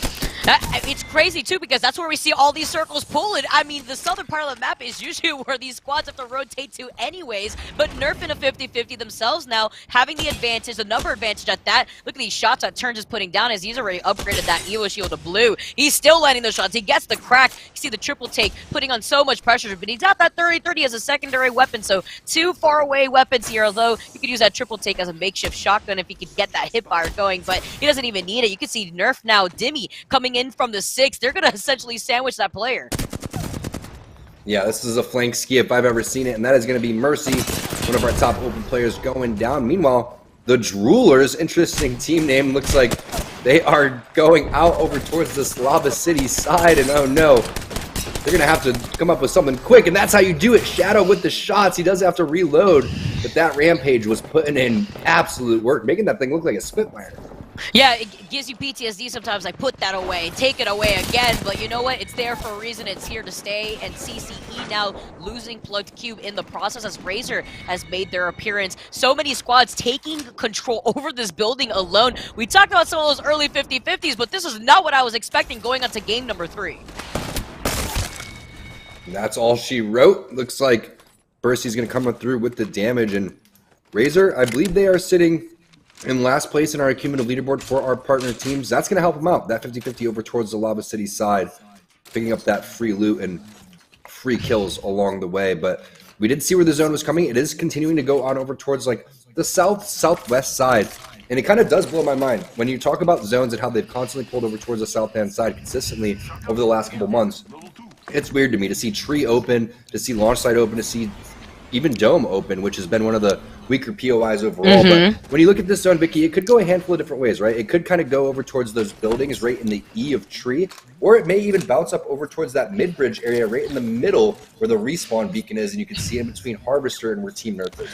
Yeah, and then there on the other side of the coin, I'm thinking chaotically. I'm thinking that sniper building, or rather that sniper platform that's on the side of Lava Siphon on the southern part where it will overlook launch sites sometimes. We've seen the circle pull in that direction. We see a lot of squads fight for that high ground spot. And now Razor in another fight, cleaning things up with CCE, getting eliminated. Bursties on another level as he takes kill leader with 4 kills already. And the first circle hasn't even closed in yet. 20 seconds left for that circle to close in, but Razor playing off of the southern side of this map right now. All they would need to do is traverse from Lava City, move all the way towards the west, because we know that circle's pulling towards tree/Lava Siphon spot by the western side. So the only beacon is going to be by that tree here as Vizio in another fight themselves. You see Fury landing these hipfire shots as Phony now moves in with a Pathfinder to clean up.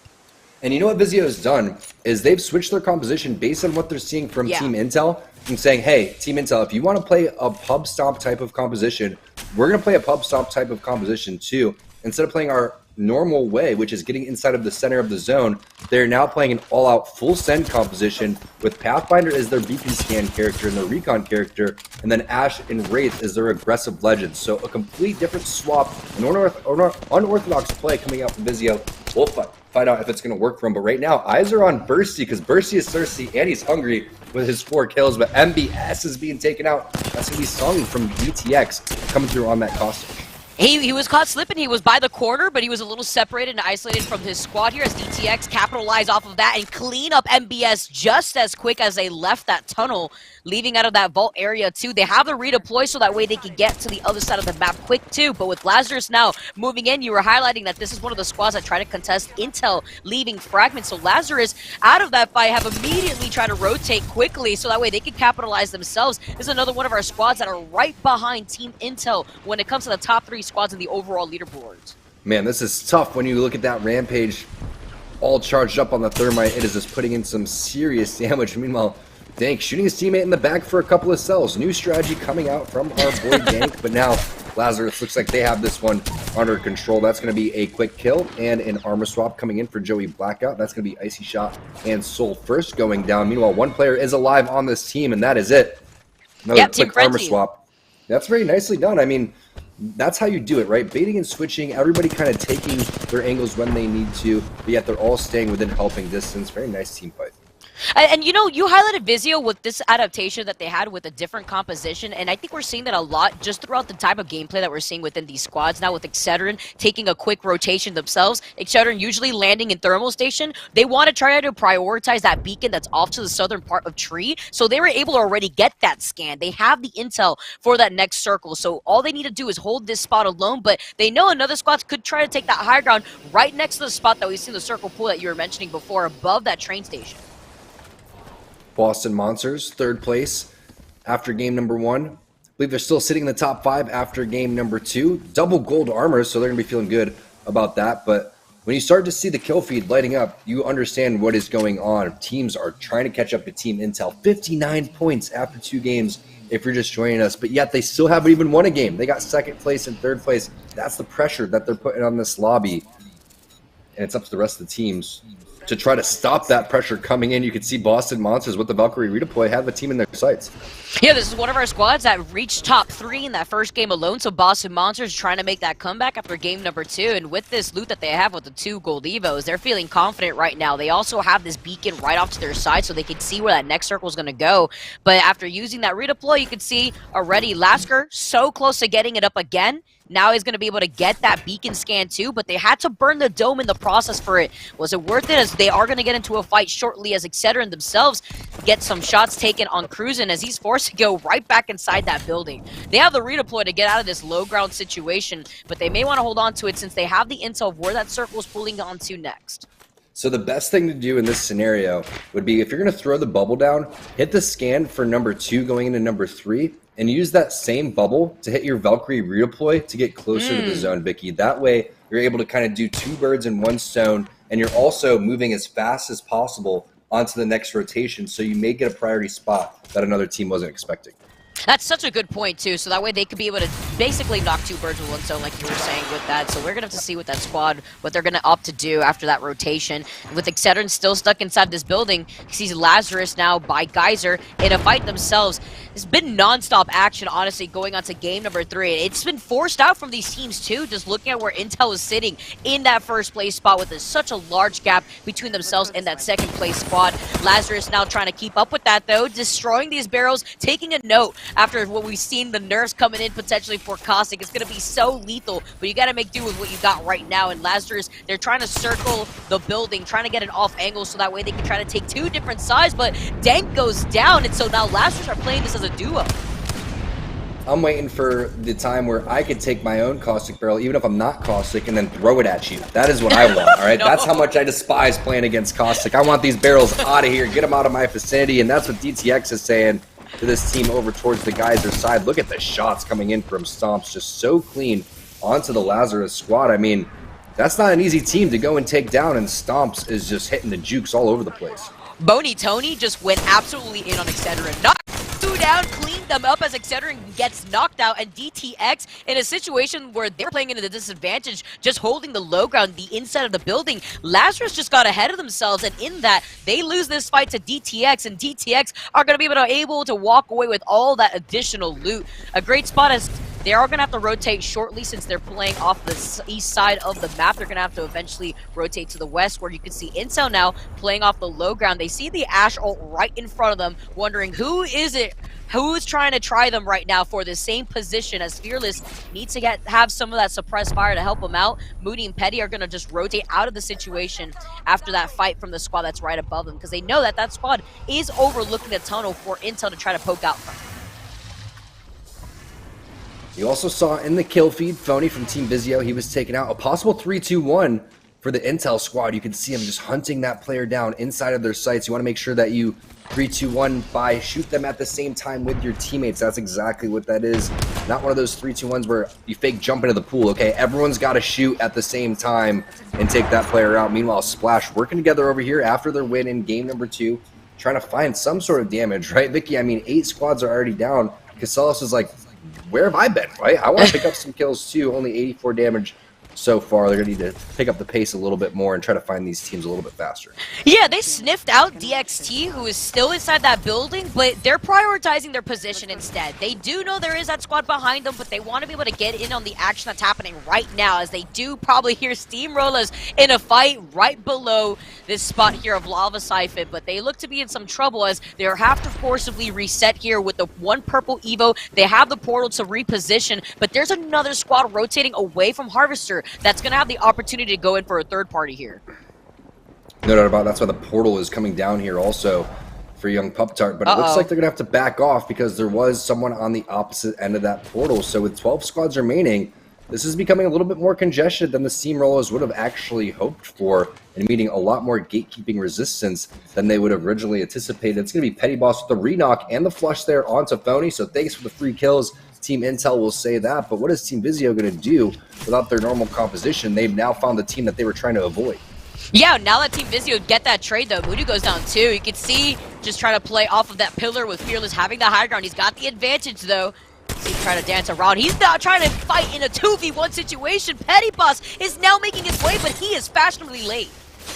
He is fashionably late. We'll see how fashionable here very shortly. He does have the EVA 8. Shots not hitting as he was hoping for. 18 in the backhand.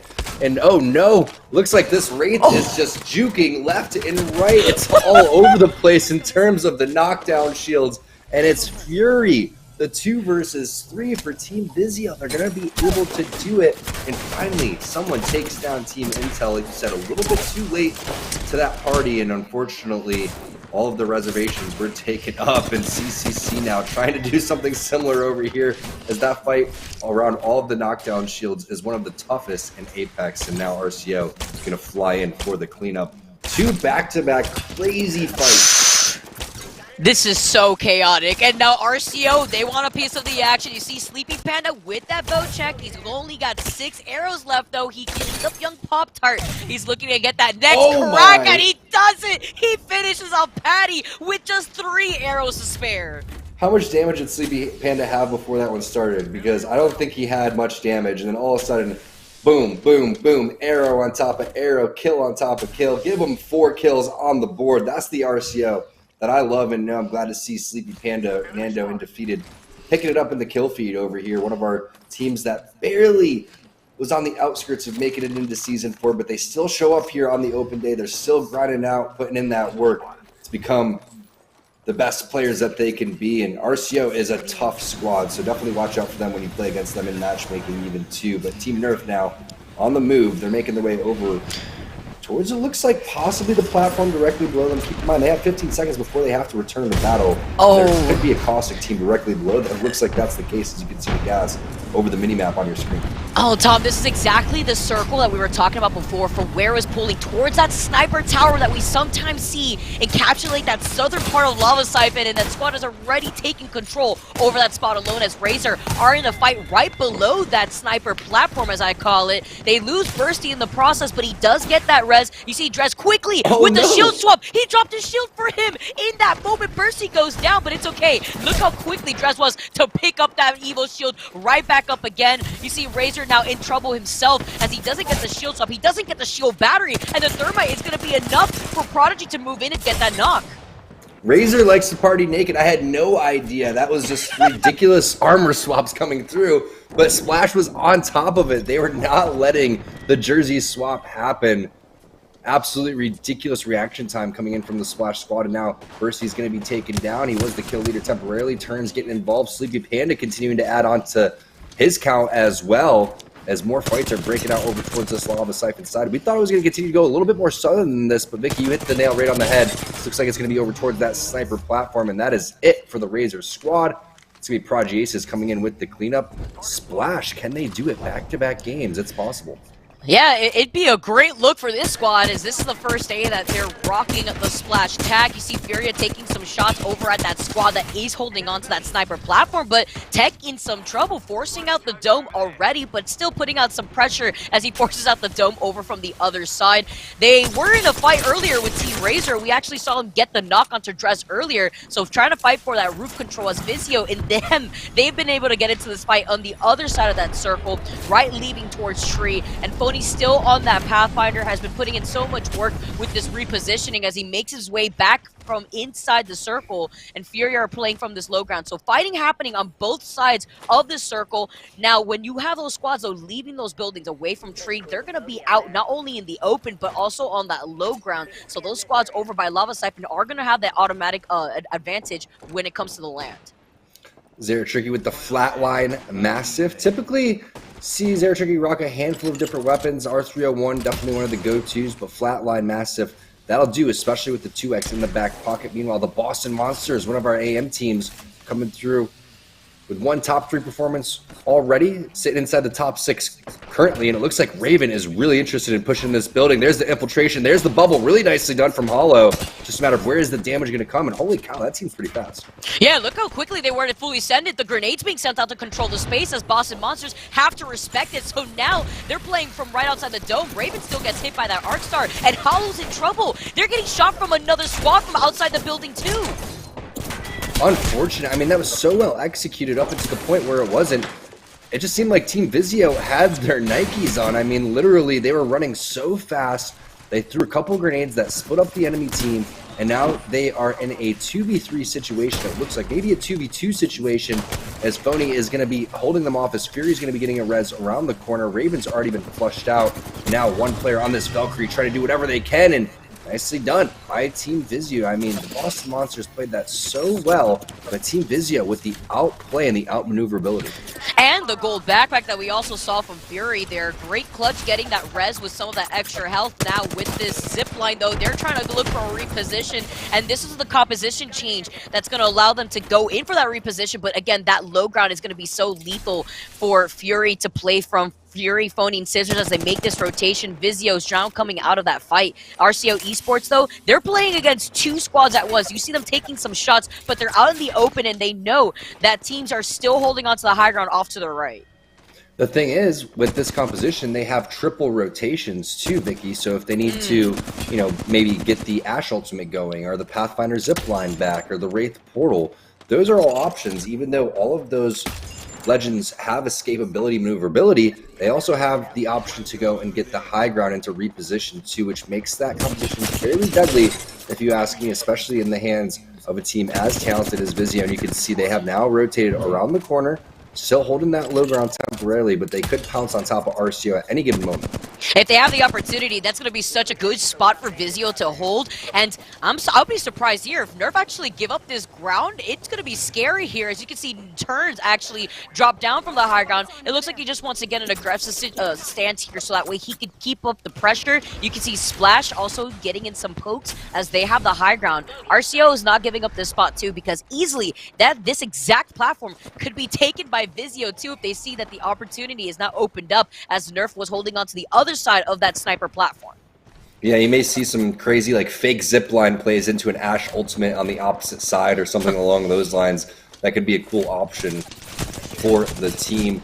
But look at that. That's the play. Phony's trying to make his way up on over towards the top. It was a play onto RCO's platform. There goes the zipline. They didn't even need to use their own. They're just using the one on the ground. There goes the bubble res on the opposite side, though. Nando getting Sleepy Panda back into this one. RCO still stands a chance, but when that defensive bombardment goes down, when that bubble goes down, all eyes start coming on over towards you. And unfortunately, 11-11, not the combo that you were looking for in that Mastiff.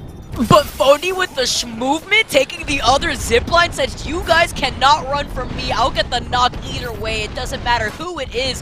Nerf, though, they try to get in on the action. They gave up some of that high ground that they felt comfortable on after seeing RCO and Vizio duke it out right in front of them. Now, as RCO, they're losing members and they're losing them fast. Sleepy Panda was able to restabilize, but he's lost both his teammates in the process. Yeah, he's about to lose himself to the zone here very shortly, or at least give the kills on over towards Nerf. Let's see if he can take one down with him. Nope, that's going to be the Tomcat Rat Cam, and that's going to be the Tomcat elimination in the extermination coming through for Team Nerf. Blessed with a couple of kills from the pressure that was coming on from Team Vizio, who's just been an absolute nuisance on over towards the side. Now we have a 3-on-3-on-3 situation. One player is going to be knocked. Tech's fairly weak as well. Defensive bombardment going down. Is that enough time for Team Vizio to take that fight over towards Team Nerf on the opposite side of the map? It looks like they're just going to try to focus fire on the team directly in front of them, which is the Furious squad, which gives the positional advantage really to Team Nerf. Yeah, 3 squads left now. Furia, Nerf, and Vizio here in this game 3. You can see Nerf playing the edge of the circle, but maybe low on loot themselves. You can see the shield cells being dropped down for Turns as he was able to get that loot from the death box that was hugging this edge of the circle here too. But with Nerf having this spot, they could use the Caustic within this composition to take control over this truck alone. They don't really have to push themselves or also put themselves in the middle between both Furia and Vizio. So Nerf are just want to try to play this patiently, just like they were playing the circle edge patiently just last week. Right now, again, Nerf really determining who they want to go and fight, and also Turns has switched Legends 3 different times. He started off on Wraith, switched on over to Bloodhound, now he's gone over to Cost. I can't wait to see who's going to pick in game number 4. A little Legend roulette going on for the Nerf squad. But one thing's for sure, they are putting themselves in a prime position, and that ultimate accelerant couldn't really come at a better time. Yeah, the one thing that hasn't changed up for Furia, though, is that fuse. And you could see with those knuckle clusters how that's been able to put in some pressure onto Nerf as they're building their own wall with these caustic barrels. But with this fight already ensuring, now Nerf have the green light to move in. Vizio, though, getting that knock now. Nerf are going to be able to move in with the health advantage. Well, now that Turns has put down the caustic grenade. Oh, Turns coming in with the hurt. Now the flank coming through on over towards the other side. He's taking a lot of damage. He's dealing a lot of damage. That's going to be Malicious Mike going out. Furia's going to take 3rd place. Dome coming down for Nerf, and it's all Nerf in game number 3. You can see Team Vizio taking 2nd place with that unorthodox composition. Seemed to work for them. They took down Team Intel, but what a game from Team Nerf. And remember, Vizio actually came through from the low ground originally, leaving Tree, so the fact that they were able to still contest RCO for that high ground set them up to get 2nd place there, but it was Nerf who had the patient play to wait out that fight, to come in at the perfect moment before Vizio was able to reset. That was game number 3 of 6. You know what that means? It's time for our halftime break, so we're going to take a quick break. When we get back, we'll have game number 4.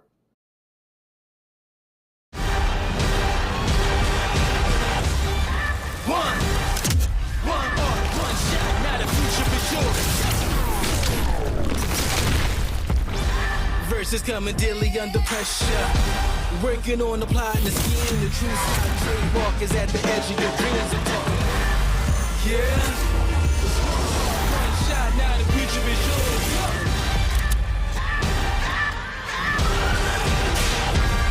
I'm turning dreams into reality. In the lab with the formula and chemistry. Your memories spark and motivate and make the industry shake. Get the balls in the brakes. I'm talking one chance that was so good for the go. It's one shot, now the future is yours. Go. Etc. I'm fading. One bad headache can crash your entire game. Excedrin relieves headaches fast. Excedrin, game over for headaches.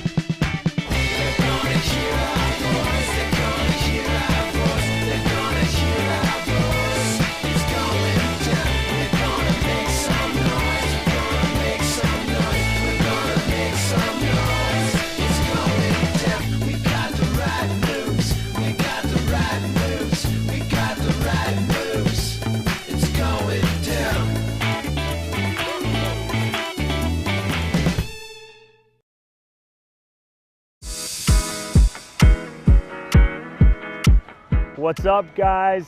Tyler Endress, CEO and founder of Esports Arena. And did you know that Esports Arena is located inside Walmarts all throughout the country? We're here in Tulsa, Oklahoma right now at one of our awesome Walmart stores. Let's go take a look.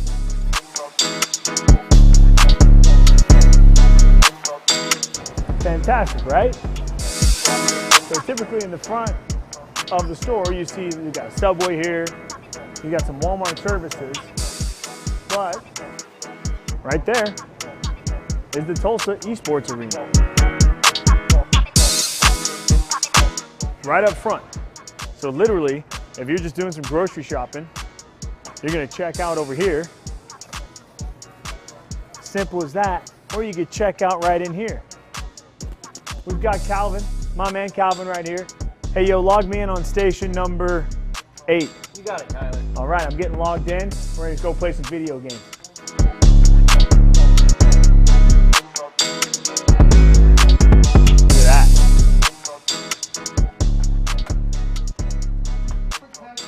The best video cards in the industry. The best CPUs in the industry. The best gaming chairs in the industry, the best Razer peripherals in the industry, the best monitors that let you hit that 200 frames per second in the industry, no screen tearing whatsoever. All right here at Esports Arena. Now I'd let you keep following me along, but I got a tournament to play tonight, so I'm gonna get some practice in.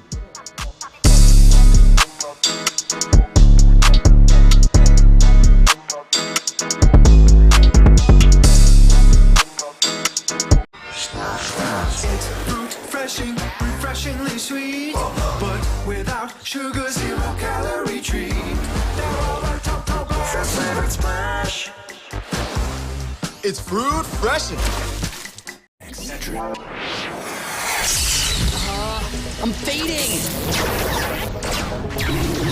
One bad headache can crash your entire game. Excedrin relieves headaches fast. Excedrin, game over for headaches. Back-to-back wins from the partnered squads have things looking really interesting as we close out the first half. Not a huge game there from Team Intel, so a lot of teams hoping to try and make up some ground because, of course, Intel was looking really good going into Game 3 on that Mobile 1 leaderboard. But the win in Game 3 goes to Team Nerf. Of course, they're still trying to build off of a lot of really good performances. 3 weeks in a row, they've had a second-place finish on either Pro Night or Open Night. They're looking to do the same or better here tonight. Let's check out our third player of the game for tonight's composition, and it's going to go to Force.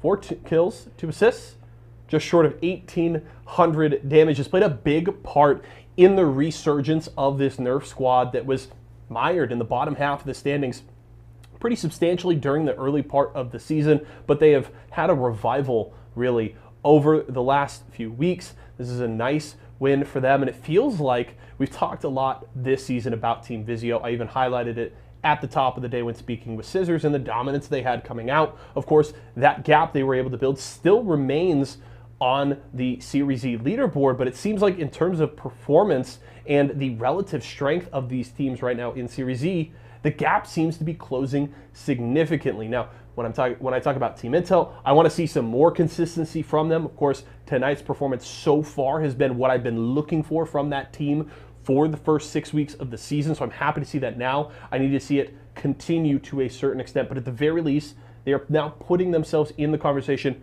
with a Nerf, with an Excedrin, with a Vizio for competition for the top of the table. Now the question is can the players do enough to close that gap on the leaderboard? Because ultimately, if you're performing well, that's great, but if you can't deal with that gap that Vizio was able to build, you're going to have a lot of issues. We are going to go to a break here as we close out the first half. Do want to remind you folks, though, if you want to grab some products from all of our Series E partners, you can over at walmart.com/esports arena. Head over there today, grab everything you need. Again, walmart.com/esports arena. Let's go to a quick break. When we come back, Tom and Vicky will get you ready for the second half.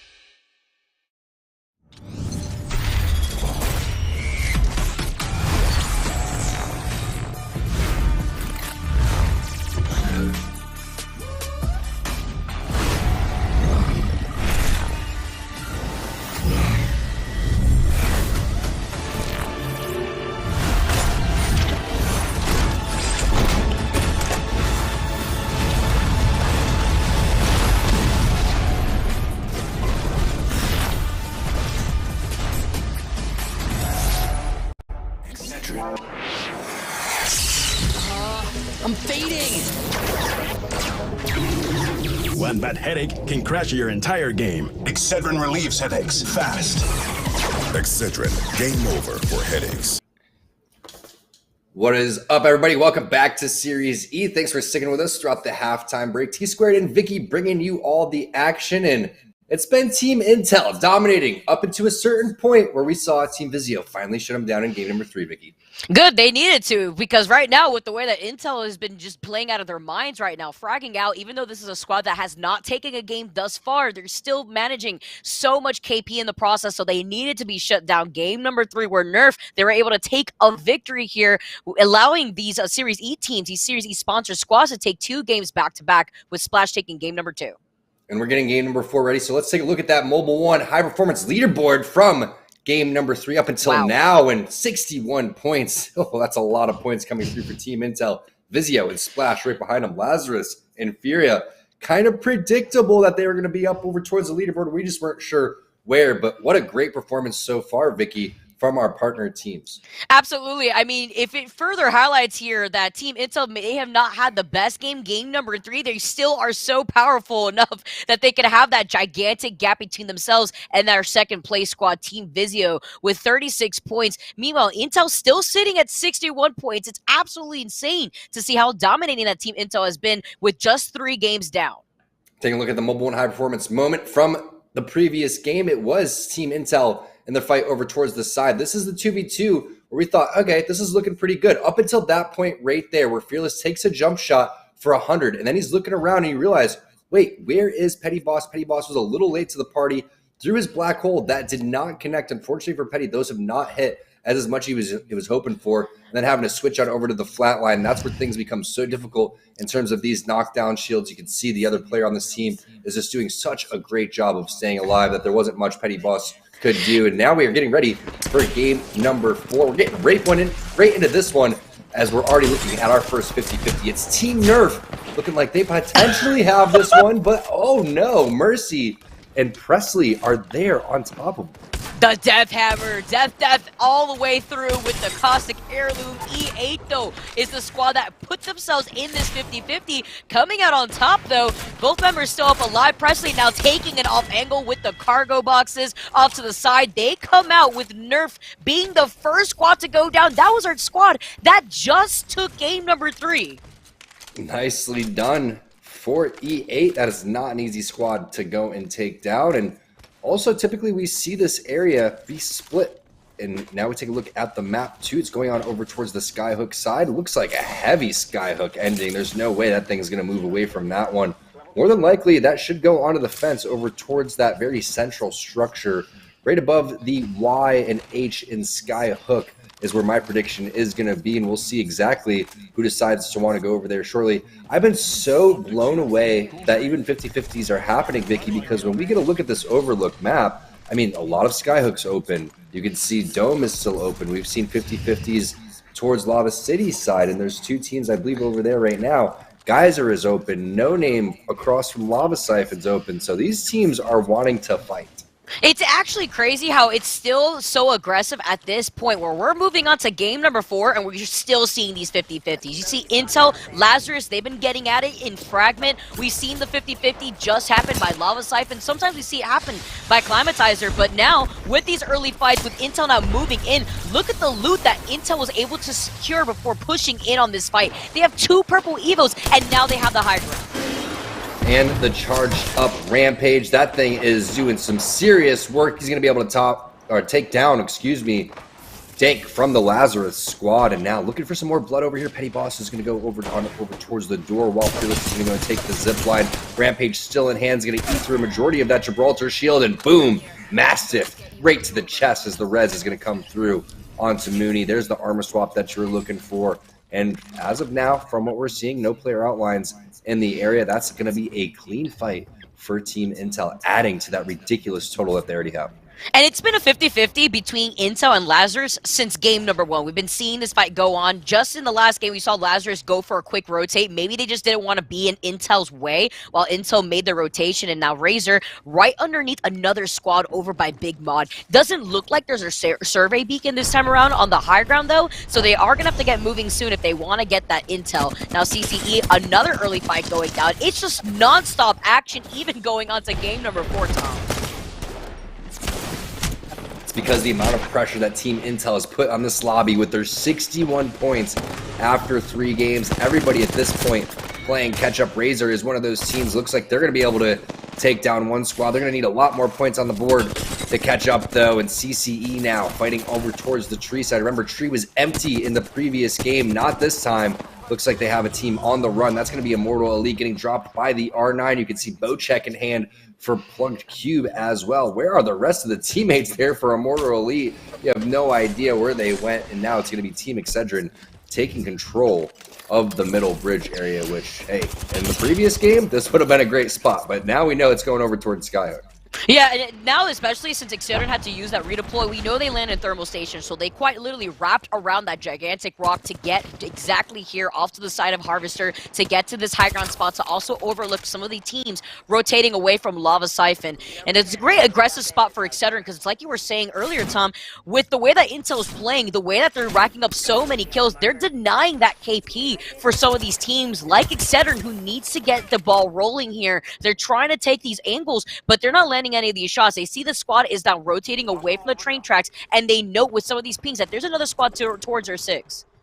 Yeah, 3 different games, 3 different winners so far, waiting for our first repeat performance. Holy tracking for Fearless. Let's get this guy's controller checked out for strike packs. This guy is just not missing. He just throws one miss in there for the fact to show us that he's not cheating, as the rest of the players are going to collapse on this building. Holy burst damage. All right, Intel, we get it. You're going crazy. The momentum is rolling for this team. Petty, he dropped so low, but you saw how accurate we saw these players from Team Intel from the very beginning, off the rip. And now we see another redeploy going on as Furia are going to be taking some shots. They get the break, but the redeploy is successful. Can he get them out of the air, though? That'd be crazy now that squad is rotating away with the redeploy. They're going towards the direction of where a lot of these teams have already made their initiation to rotate inside these buildings. We see where this circle is going to be pulling towards a direction of countdown. Fortunately, Tony is bony. If he was Big Tony or something along those lines, he most likely would have been taken out. Also, Jet's name is Jet, so I'm really confident. And Countered is the other guy's name. Honestly, these guys have the perfect names for Apex. There's no beating them. Oh man, MPS need to take some notes though, because with Query being the last one alive, the rat cam is on and the exterminators are on his tail. He's got one banner though, as unfortunately he isn't able to pick up Immortal Elite, and now he's going to be able to just rotate away. He knows even though that respawn beacon's right there, we already see a lot of these teams have made the initiation to go in for some of these rotations, and MBS is still getting chased with Query running for his life.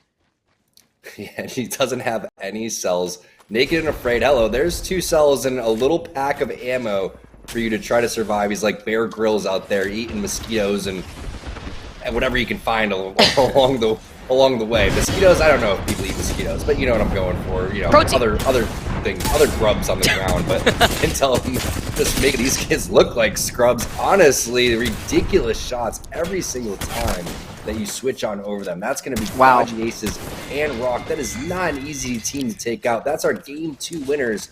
Team Splash going out in 16th place. I mean, I have not seen an open team, or excuse me, a partner team on open day look this good in quite some time, if not ever. I mean, it's going to take me to refresh my memory, but there was a game or moment where Team Razor, you know, maybe a season 2 ago, had just a phenomenal day and they were destroying, but it was more like end zone dominance and not this just team wipe dominance that we're seeing. The skirmish dominance from Team Intel is insane right now. It's what's interesting about what Team Intel is doing for this open day is that they're trying to also bridge that gap between what Vizio has been able to build up for themselves within the first 4 weeks, where they were able to take those 4 weeks confidently. So they're up ahead in the overall leaderboards for our sponsored Series E teams. And Intel, they want to be in competition with teams like Vizio, and this is one way to do it. They're denying that KP for these other teams, as well as cleaning up the lobby. I also saw a third party rolling in at that time, so we're going to see what happens if that team ends up being another victim to Intel, or is Intel going to be taken down here after their rampage of a game so far in game number 4. As Excedrin, they make their rotation. They just came out of a fight themselves. They were able to pick up some KP in the middle of that rotation, but remember, this is exactly the same spot that we saw Query just run away from just as a solo rat with another team right on their 6 leaving Harvester. And, you know, a couple of teams and players that have been gaining momentum throughout Series E is you look at the Team Esports Arena team that formerly was Team Intel and what they were able to do, and how Verhulst was able to, you know, move and go on to TSM, who eventually won the Split 1 playoffs. And then also you look at just Duplex and Skittle Cakes recently winning the MFAM Gauntlet there with Tfue and what they were able to do together. Series E has provided such a great base for these players like Fearless, for example, and Petty Boss. There's such great talented and skilled players. It was just only a matter of time before they were able to really showcase the amount of talent that they have, and I think we're seeing that not only over the last couple of weeks, but really come into fruition today as Steamrollers now finding themselves in another fight. Bloodhound does a nice little strafe around the corner, but is going to eat a handful of damage, and speak of the Devils, it is Team Intel, but this fight is a little bit closer than they were anticipating. That's going to be a 2-on-3 scenario, and hey, no fear here. It is Fearless with the answer, with the door block, checking for the third parties as the res is going to go back up. I need to know what Fearless ate for breakfast because I want some of that, especially with these last few days left in the season. I mean, this is absolutely insane looking at Intel. CCC now playing from the low ground slightly with his squad taking up real estate inside that building. Intel, every time we take a look at Intel, they're always in a fight. They're always in the right place at the right time, and they are not slowing down anytime soon. You see the Horizon Tactical to deny an entry here for this other squad to move in. The Thermite Grenade doing some tick damage, but with the squad holding onto the higher ground, Intel, they don't want to give up this space. They also don't want to give up the KP that they've already been able to build up for themselves with 13 squads still in total left inside this lobby. And they're doing it without landing these amazing black holes, which I'm still waiting for from Petty Boss, because if you're playing this good, just imagine what would happen if you were landing your ultimate ability, which they're doing all this without, in my opinion. I mean, that black hole, again, wasn't used for, like you were saying, to do anything magnificent, like gather all three players together for some sort of amazing explosion. That was used just to block the door. Was it necessary? Well, we have the player outlines. We were fortunately able to see that that wasn't necessary, but the reason that he was tossing that one was just to confirm the reset. There's a lot of teams around right here. They want to make sure they can full heal, and then they're going to go and make their play, and it looks like they are doing it in some serious style. That's two players already down. Only Petty Boss is the one to take damage. Meanwhile, Fearless is trying to go on over towards Golden. They do get knocked. This is the lack of the Gibraltar, which worries me, but right now they're on the roof. They're looking good. They seem to be safe, and that's another team fight wipe, but there it is. Bursty with the amazing grenade. That's going to be a nice cue, but unfortunately, Gibby or not, I don't think they were getting out of that one. That's Team Razor finally taking Team Intel down, and it was just one team after another up to a certain point. Great positioning, great timing. Razor was taking some shots over at Intel when they decided to push that on the roof with the charge rifle. We saw a beam coming out, but look how quickly we just saw another squad take up that same real estate by that middle tower of Skyhook. It's why it's so important to have that high ground so that way you can overlook a lot of the action, but the moment you try to commit to a fight, you're giving up that space. But you know what, Razor, they're okay with that. They have the intel for where that circle is going to be moving away from, so they know already that after leaving this fight, they're going to go prioritize their positioning, and they're going to be able to walk away with that KP, as well as some comfort knowing that they shut down Team Intel, a team that was currently fragging out in that Game 4, as well as the last previous 3 games. Again, they have not won a single game, but they've still been able to get so much KP that they have such a large gap that they've been able to build up for themselves between themselves and in second place. 15 kills, Vicky. You saw it right there. There was only 9 squads eliminated, and that was one of them right there. They were one of the squads that were eliminated. So that means 8 squads. 8 times 3, that's 24. They have 15. That means they only missed out on 3 squad wipes throughout the entire map. They were the team dropping them like flies. 5 full squad wipes there for the Intel squad before they were eventually taken down. They were on almost a record-breaking pace if it wasn't for that nade from Bursty. We have no idea how many points Team Intel would have been able to accumulate. What a job, what a performance, what aggression coming in on our open day from Team Intel, like you said, trying to catch up to Team Vizio. And if they keep playing like this, I feel like I'm repeating myself, but I feel like they can. And that's why Vizio has made some adjustments. They've tried to play a little bit more aggressive in terms of their composition, and it may just work out. But let's see what Excedrin has in store for us over here. Trying to stay alive, shots coming down with the wingman, with the Volt there for enemy. Beast of the Hunt is there if he wants to go and utilize that one to try to get a couple extra scans. Well, with that crack, you see enemy taking up some space, moving up ahead. Furia, though, are right on the 6 of this other squad. They move in for the third party, but you see Tech getting pinked by the thermite grenade that was active right by that doorway. Furia now noting that Excedrin are on the other side of the slot that they don't want to get ahead of themselves. They don't want to give up the opportunity for this squad to not get sandwiched because they're keeping up the pressure. You see Tech now re-engaging here. He's got the Arc Stars. He's got the grenade. He had the Thermite on top of that. He's just fully sending it onto all these players. Not going to let them get away, but can he get the knock in time? He can, but the finisher is going to come out as the portal comes in. Tech actually may go through that portal.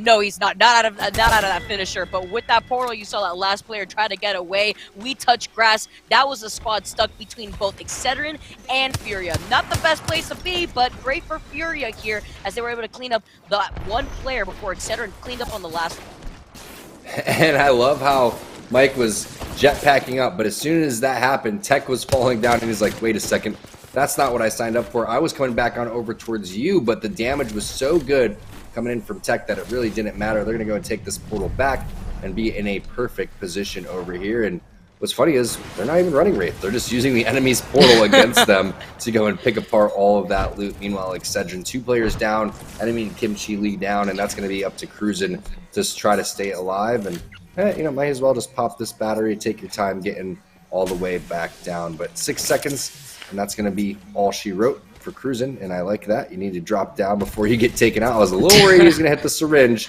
and that could have been an embarrassing way to go. But Excedrin, they are going to be in a tough spot now. It's going to be the Tomcat Rat Cam coming out for Cruisin'. Meanwhile, the Wingman shots coming out for Furia. The Massive connecting pretty nicely as well. I'm loving the little map movement that we're seeing from Mike so far on Valkyrie. Yeah, this is that player that we were talking about at the very start of our open day. Malicious Mike. We weren't sure who it was, where he's coming from, but you could see that Furia have integrated him beautifully into this squad between the fuse ult and then the follow-up immediately on the other side of the door. Wondering here, MBS, as they are taken out, where were they in this fight where we had seen Excedrin move in on We Touch Grass, the squad that left out that portal there for Furia to take originally. Now Excedrin are forced to play this as a rat with now Cruisin' playing just by the crate. And Vizio now moving in. They see Furia having too much fun in the kill feed, so Fury has a word as they take out Furia just as quickly as we saw Furia dive in on MBS. What a job there from Team Vizio. No time wasted. Immediate collapse. Not only that, it's a good fight when, 1, you don't get any knocks on your team, but 2, you don't take a lot of flesh damage. Because then you're able to reset, you're able to get those armor swaps in and fend off any third party. You love to see how these quick readjustments from Vizio have really allowed them to make that comeback. You said it earlier too, Tom. This is a squad that popped off within the first 4 weeks of the Series E Open, but for the last 2 weeks, they haven't necessarily been on that same consistent level that we had seen them earlier on in the season. And so they're trying to make that comeback as they wipe out Furia, and they're going to be able to walk away after that fight with some of that additional loot. And with some of these squads already taking up space inside these buildings, we know the circle is going to be pulling towards that western side of Skyhook. So this is super important here, especially for compositions running that caustic like DXT. Now they're going to have to make some moves on the RCO side, but just a matter of when here with the zone closing in. You can see Charge Rifle with 100 bullets up here. I mean, that's going to be putting in some serious work. Maybe that's why you have 1,200 damage coming in for Sleepy Panda, but no kills quite yet in the rest of the squad.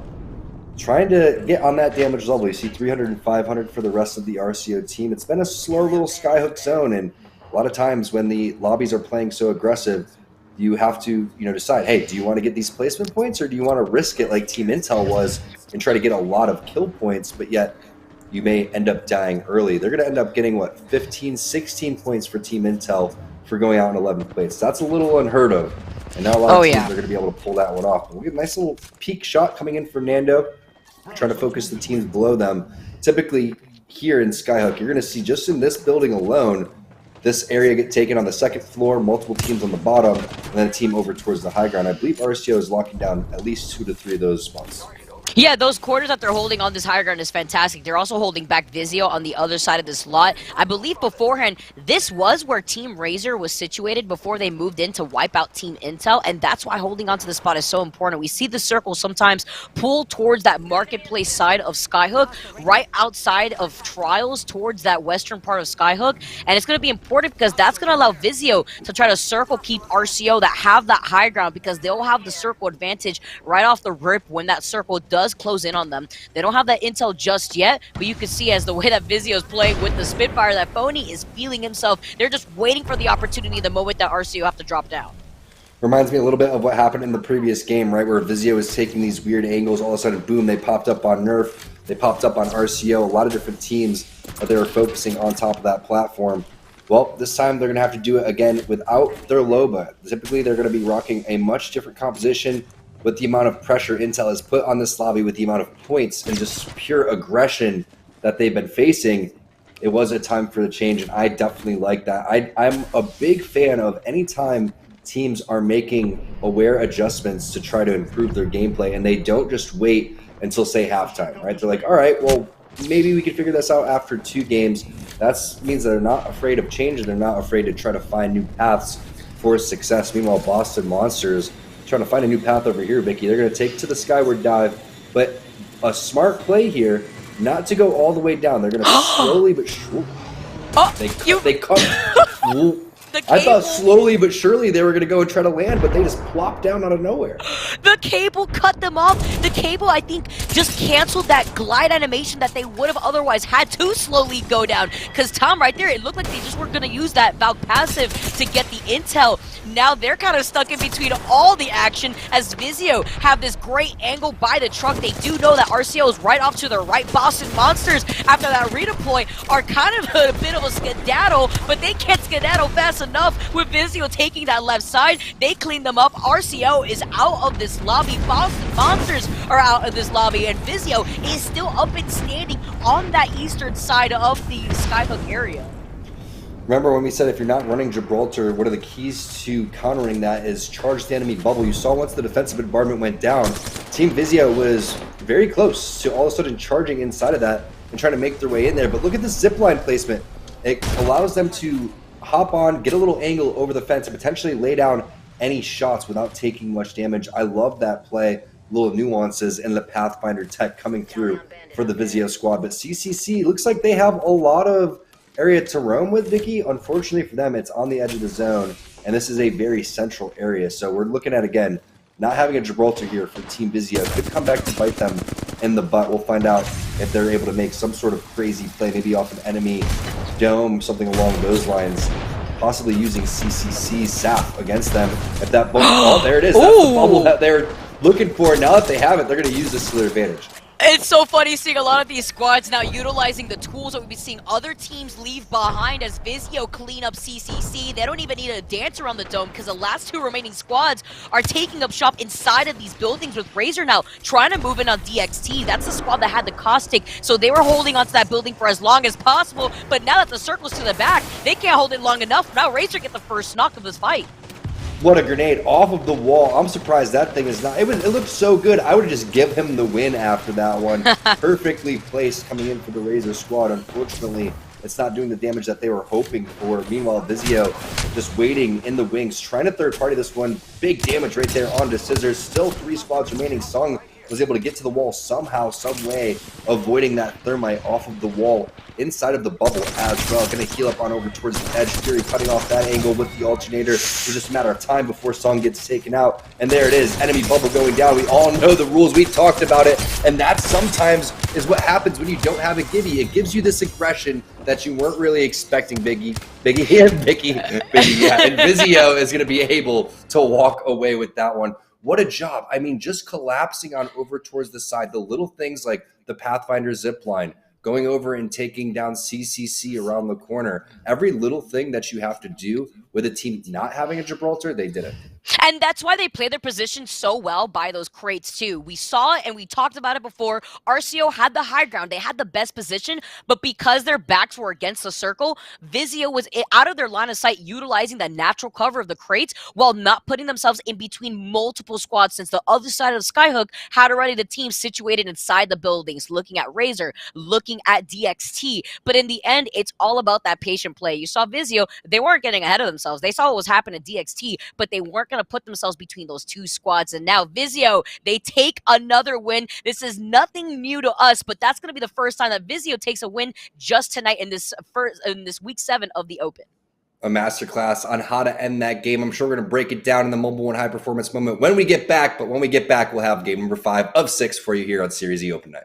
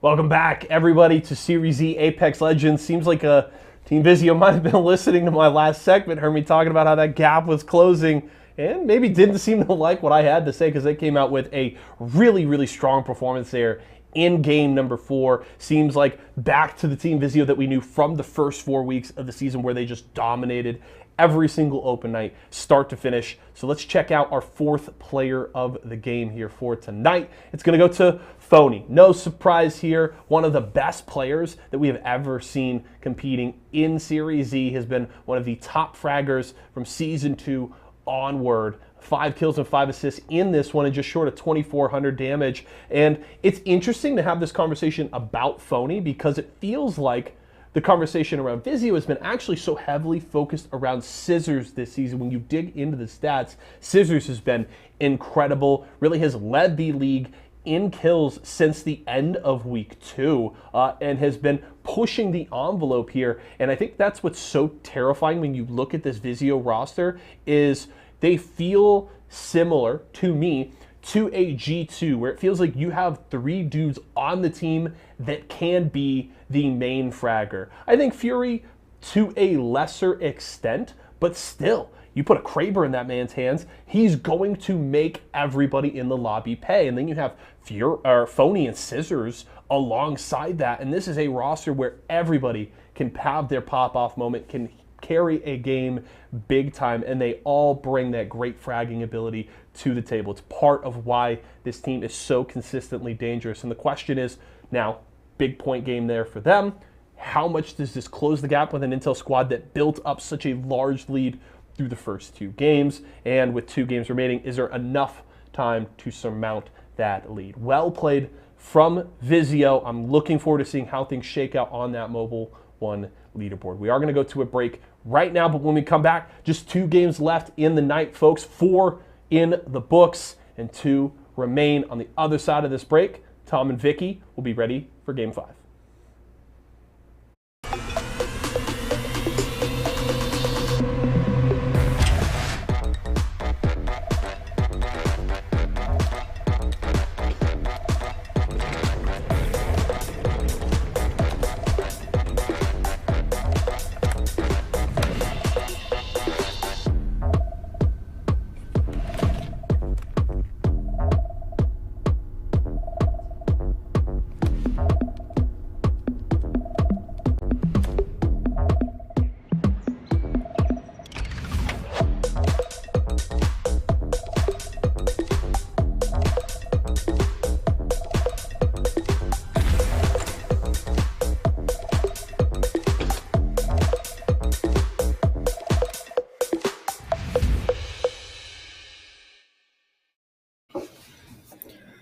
What is up, everybody? Welcome back to Series E. 4 games down. We have 2 remaining. T-Squared and Vicky bringing you the action. It's been a dominant performance from Team Intel. Let's go ahead and take a look at that Mobile One leaderboard and find out exactly where everyone stands on that thing. Because holy cow, they've been popping off. And what do you know? They're still in first place, but the key is that second place Team Vizio catching up.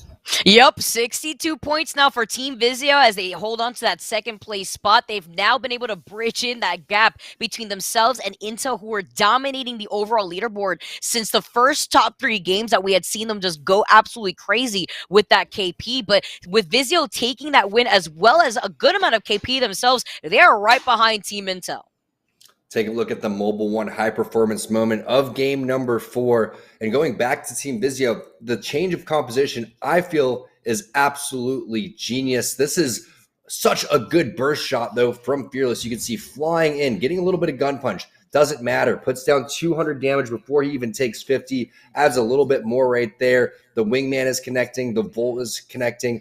All the shots are flying in for Team Intel. What a performance for them up to this point. But Vicky, they can't count out Team Vizio. And Team Vizio is the team that's almost been hunting them down, whether that's changing their composition to play more aggressive or actually finding them in the game and shutting them down. And we need to highlight that Team Vizio is doing that because they are aware with some of these adjustments what they need to do to contest Team Intel with how many points that they were able to secure just within the first 2 games of the night alone. They were sitting at 56 points after game number 2 when that squad had not even taken a game as the winners just yet. So just the way that they've been playing so hyper aggressive, Vizio understood what they needed to do to make those adjustments so that way they could be in contention to overtake Intel.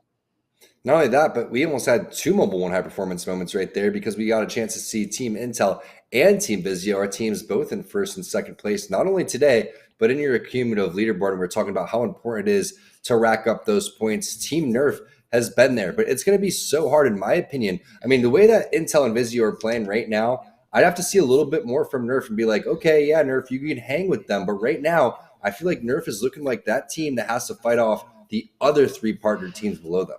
Yeah, and then we also saw Nerf go down early, even though they were the winners of game number 3. They went down early in that game 4 because of these 50-50s that we keep seeing in this early part of the game here. A lot of 50-50s still going down. I believe that was a squad that was taken out over by Lava Siphon. So we're going to have to see if there's going to be another 50-50 coming into game number 5, because I feel like usually when it comes to a lot of these high-octane games, game 5 is what determines a lot for these teams, whether it be a reality check for these teams to play a lot more aggressive, or it's that opportunity for teams like Vizio to be right on Intel's tail to overtake that number 1 spot in the overall leaderboards.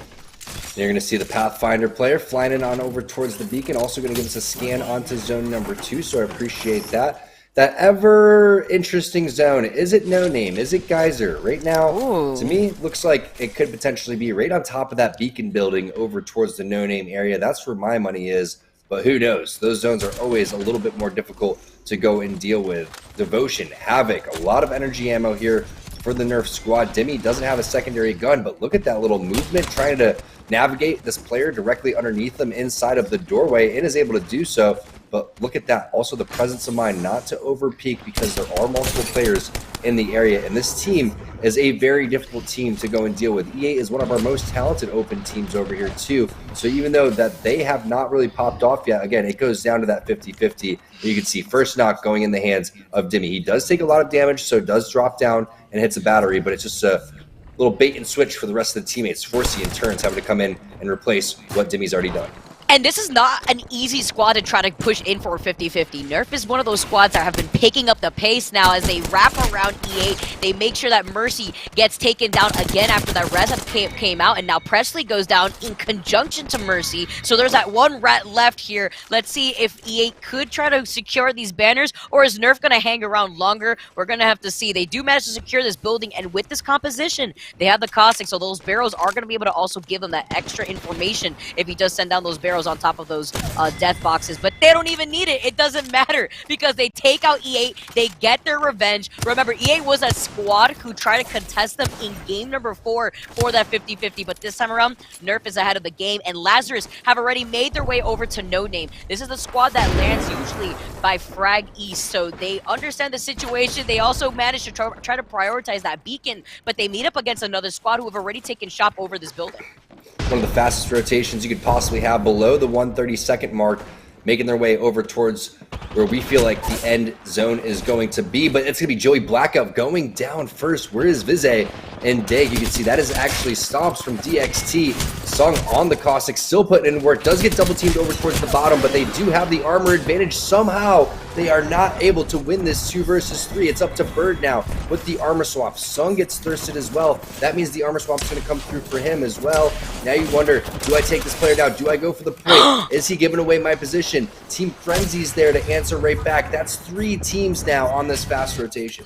But Bird gets the knock. Let's see if he can get away. But with Intel making shop now as they get invited to the party, this is not the third party that you want to see on your kill feed being lit up. Petty Boss now moves in. Look at the timing for that as Frenzy is the one to go down. But I believe Bird was able to get away. We have to see as Lazarus are also playing this with a rat cam as Dank was the one to get away from this entire action. What early action we're having here in game number 5. These last 2 games are going to determine everything for these teams. Bird was actually flushed out. He gets eliminated. It was Dank, the one player, the Tomcat rat cam, that was able to survive throughout all of that. It's just a matter of how many banners is he able to grab, if any, with Team Intel lingering around the way, understanding that Team Lazarus, the team that stole a game away from them, is the team that was inside the building. But can the timing get any better? The rich continue to get richer, and the Arc Stars continue to get weirder as that one's going to go underneath the bubble there and take down 75 HP for Tech. Tech was on phase though. He popped that shield bat, and now he's going to be able to move in, take a different angle here with the rest of Furia taking the shot inside the building. The dome to create the space. You see Tech unfazed. You see the ult being called in by Extra Tricky, but with him getting knocked down first, you can see the trade try to come in. Furia now playing this in a 2v2. They get the next knock, and now they're going to be able to take this out. Tech, though, cleaning up the rest of We Touch Grass. The way that Tech played that so patiently, though, between utilizing the enemy shield to close in that space as well as having the rest of Furia kind of control the front line there was great because he was able to take an off angle to distract them. Tech with his LeBron James baby powder moment or whatever that chalk is, where he just throws it up in the air and just, you know that he's going to be the greatest of all time after that one. That was just impressive play from Tech. It doesn't get any better than that. Like you said, so patient, using the Gibraltar arm shield, coming through in a 2 versus 3 and absolutely putting in the hurtin' with the damage right there. Kimchi has been looking so solid throughout the day, but still Excedrin has not been able to pick up the dub that they've been looking for. Now they have one team on the run over towards the tree area. Nice shots with the R301, nice shots with the wingman as well. Switch on over to enemy. He's rocking the flat line too, so 3 different main weapons coming through with shotguns in the back pocket for Team Excedrin. And every single time you look at one of these players running away, it feels like they only have a sliver of HP. It's good that Excedrin is trying to get aggressive at this point, too, because this is a quick rotation from Excedrin. You see them take advantage of their positioning. Can he get that one shot in? He does, yes. You saw Cruz, he's like, already, please, just go down. That's 2 down for that squad. Now as Excedrin moving on that last member for the team. You got to knock him silly, though, over the head as MBS get eliminated by Kimchi Lee. Yeah, that's gonna give him a concussion, and I don't know if Excedrin's made for concussions. They're more for headaches, migraines, etc., etc. Getting hit over the head with a wrench seems like it would really hurt, and that's exactly why that player ends up getting dropped. A brutal way to go out in 15th place. But Team Intel now on their rotation, making their way past what seems to be the no-name area over towards the overlook spot, possibly to do some gatekeeping over here for teams trying to rotate, or maybe they're trying to hunt someone down, but it looks like they have finally found potential prey inside of, which I'm going to call this mechanic building. I never really noticed there was a wrench on the side. Yeah, actually. You know what? With this redeploy, too, Intel is just looking to keep up this aggressive playstyle that they've been displaying throughout the rest of the night. Now, Splash over on the other side, though, of the map, over by Survey Camp. They're in a fight, and the knock goes down here for Splash as Aces gets taken out. Steamroller is now moving in. You see the black hole. They're taking a page out of Team Intel with Cardigan Cowboy, who wants in on this. You can see the dope being sent out too, but the portal, the last saving grace as Steamrollers now move in into the position. Yeehaw, Carnage Cowboy getting involved over here, and that was a very nice black hole. Unfortunately, there's multiple teams in the vicinity. Raven's going to come through with the flatline. Prodigy Aces ends up getting eliminated. You're going to see Fearless and the Team Intel squad still picking up kills over towards the Overlook side. They just don't stop. It's like they're playing a pub match, Vicky, just flying in on teams as they pick and choose, dropping them left and right, and then resetting before the third party comes. I'm scared. Watching Team Intel play is just absolutely terrifying. They're utilizing their redeploys not to reposition, it's just to go in and fight. But this is what happened just last game. In these fights, they were taken out by Razor, who moved in for the third party. Now Intel have to deal with a third party in this next game, but look at Fearless. Does this man miss? This is a 2v1, but he loses the shield in the process. He's going to have a battery. He also has double knockdown shields from his teammates. Gibby looks like he's going for a potential res, which could be a play, could not be a play. But look at that, he's going to jump through. Hits the play before the Arbor Swap, drops the other one, grabs the banner. It's Fearless going in. The only thing he's missing is a gold backpack, and I don't think he's going to need it at this time. Oh, the bittersweet revenge. That was Razor that moved in for a third party again, except this time they failed. Intel are still up and alive. They're still looking to claim some more heads as Furia over by Harvester are in a fight themselves. You can see them now with the redeploy. They're going in for the reposition. They know that squad's right behind them, but they don't want to take this fight. They want to prioritize their positioning because they can see the kill feed is lighting up, and they know they need to get in on the action before Intel takes out all these teams before they can have the opportunity to get that extra KP. But can they get out from the corner? They can. They are going to have to drop down. That looked a little scary. A little scary and sketchy at the same time, but it looks like they're going to be A-okay. But can we go back to James Fearless and the 2 versus 1 right there, potential 3 versus 1 to keep them alive. And what's crazy, Vicky, is that's around the same time that they went out in the previous game. I think they got 11th place that time. They were very close to getting 12th here. This is one of the teams that has been a thorn in their side over the last 2. It's Team Vizio with the hunt down. That's going to be CCC going down, and that's going to be Ivan with the first knock, and potentially the rest of the team going down, but Pluck Cube is there. Scissors is pretty far away as well. That was a little bit staggered. I'm not quite sure how Fury was the first person to get there. Maybe he was the faster slider out of everybody. He was quick to try to get right behind that squad. You saw CCE didn't even see him originally before he went in for that flank, but they were able to focus fire him, and now trying to go for this res with the rest of CCE holding the corner here. You see Vizio were taken out, and that was the squad who was closely right behind Intel and trying to dethrone them for that first place spot. But now that Vizio got taken out, and Excedrin are looking to put themselves on the leaderboards, they failed to stop this redeploy from happening right in front of them. But again, I have to highlight, Vizio was that squad that had that second place spot right behind Intel, and now they're no longer in this Game 5 lobby.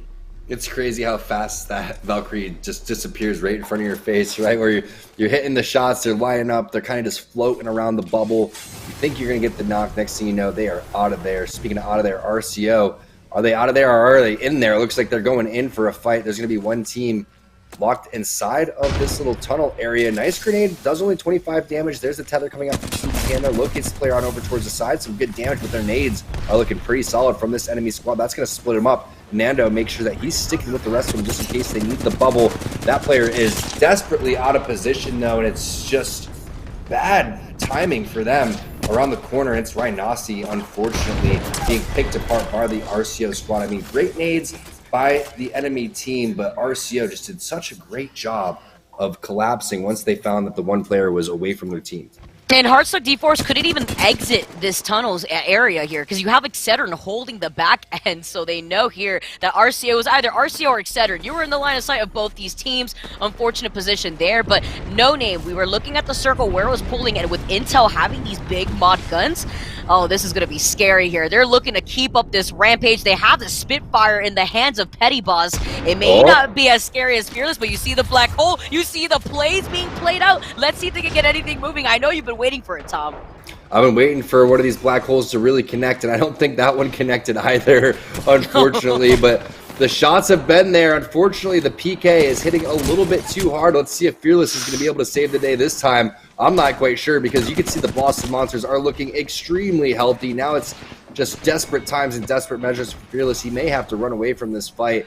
His name is Fearless. I'm not quite sure if that's in the cards right now, and it's going to be someone else taking them down from the rooftop. That is Boston Monsters and Raven with the team fight that nobody else could put together all game. Finally taking down Team Intel, who have just been putting on a clinic together. And that's our top 2 squads in the overall leaderboards taken out in general. Now Furia, though, are in some trouble with Malicious Mike getting taken out by RCO, and they're keeping up this fight now, playing around the rocks. You see Sleepy Panda having to reset with that shield battery, but the higher ground does go in favor to Furia as Tech gets that knock too. Again, those are our top 2 squads between Intel and Vizio now taken out, and RCO Esports trying to do something similar to Furia, as Furia do get eliminated and RCO could go for the quick reset, but not before Excedrin has now moved in with Kimchi Lee leading the way for enemy and cruising.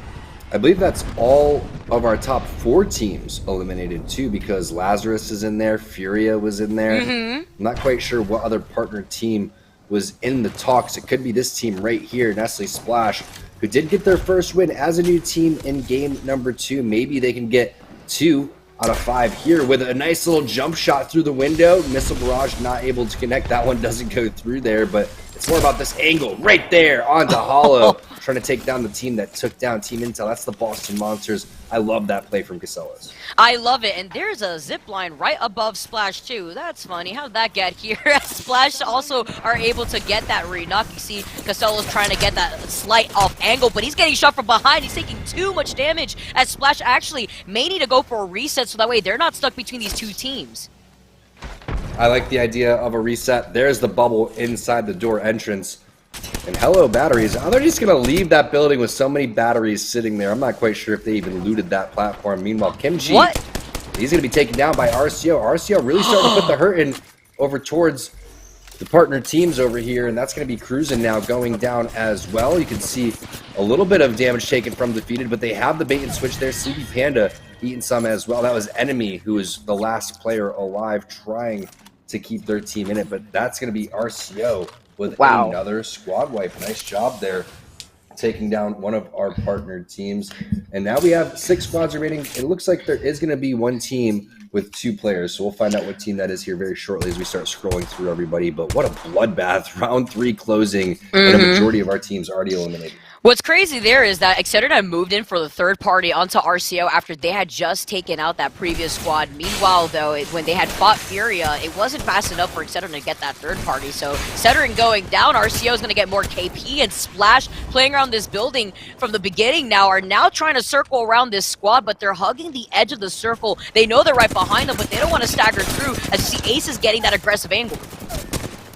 Nice shots, good burst right there. Trying to find some more. It's up to Prodigy Aces in this 1v1. That's not going to be it. It's going to be Lasker with the finish. Hollow was already taken out. Raven now getting the res throughout all of this too. This is the one team that is going to be broken. We still have a handful of other squads in the area, though. You can see that one team on top with the charged rifle up on top of the hill. Probably more teams located over towards the west-hand side too, over towards the bridge on that fragment east side, making their way on over towards No Name. But what a job from Boston Monsters.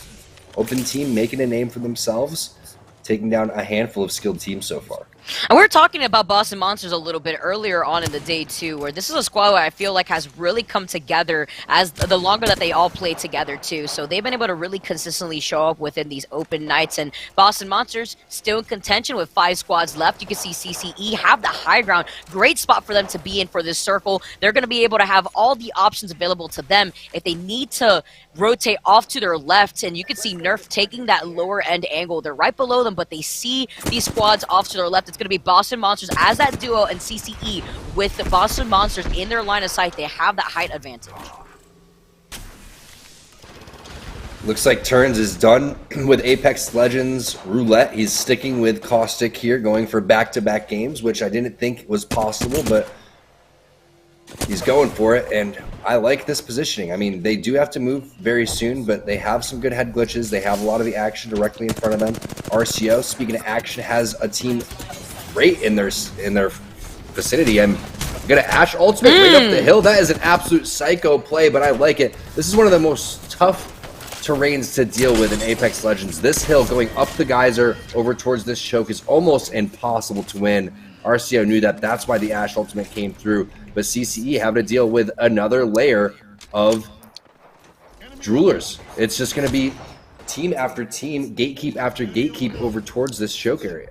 Yeah, the teams that have the best position right now for the circle are both Droolers and CCE. They have the high ground, so they get to see where Nerf is going to rotate, and they're going to be forced to rotate into that open ground area, only utilizing the rocks for that natural cover that the terrain offers here for this squad. But then you have Boston Monsters as a duo also having to play from that low ground. So you see Nerf trying to figure out whether they just want to rotate long right past the line of sight of Droolers, or are they going to just go straight into the line of sight for CCE. It's like you were saying before, Tom, that high ground hill is so difficult to contest, but Droolers were already there, essentially neighboring CCE, and now you see EDG taking some shots from CCE, but they're not giving up this quarter, but the bombardments have been called, but is it too early with this circle not closing in just yet, in just less than 60 seconds? I agree. It's way too early. Not for the defensive environment. I think that was well placed. It's too early for these teams to fight. They need to take the position, like you were talking about, Vicky. Use that high ground. Instead, they're trying to fight for King of the Hill, which allows the other teams to kind of rat their way forward and collapse on any potential mistakes that were made. And that's exactly what they did. One knock right there onto Ivan. There's the flush coming in for Rock Monkey as well. And now the rest of the players take a little bit more position in front of them. You can see Nerfs now made their way to the 3 pills. And I think that was a slight mistake from both those teams, Vicky. They should have just had bygones be bygones and took their high ground and walked away with it.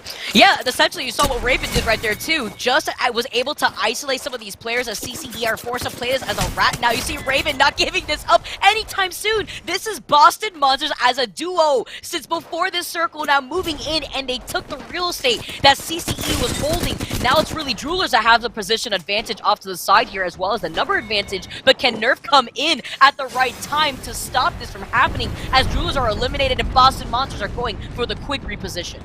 That's so Raven. He's just coming through with the moves. He's looking so good over here. The way that he's moving on this Ashe, using the slide with the punch tech as well to try to get out of there. He understands the situation. This is a 3-on-2. If they're going to do anything, they have to split the enemy up. Something big's going to have to happen. But Dimmy with that 71 shot could have sealed the deal right there with this extra wingman damage. There's 90 on over towards the right-hand side. Zone's starting to close. Things getting a little bit hairy here for the Boston Monsters as Team Nerf is just setting up perfectly with these wingman shots connecting from Dimmy. I don't think there's a chance. And unfortunately for Raven, that's all she wrote. Team Nerf taking it to him there, winning game number 5. And that's the second win, too, that Nerf manages to take, as this is the same squad that took game number 3. And remember what we were talking about earlier on. We saw Nerf get contested at the very start of that game with that 50-50. And EA, they weren't able to clutch that fight out like they were in game number 4. So Team Nerf, they came in swinging for revenge. They win the 50-50 drop as well as winning game number 5. A great position here for Nerf since this is the only squad that has managed to take more than one game today. It's crazy when we look at our leaderboard, right? It was Vizio and our cumulative leaderboard sitting at the top. We have Team Intel right there. And now Nerf, we were talking about how they need to fend off the rest of the partner teams to hold on to that 3rd spot. Well, guess what? They answered the call there in game number 5. We're going to take a quick break. We'll have the final game of Series E Open Night when we get back.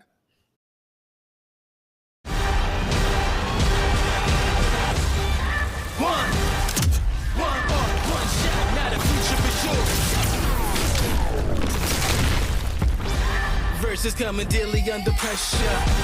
Working on applying the scheme. The true side trademark is at the edge of your dreams. Yeah. One shot, now the future is yours.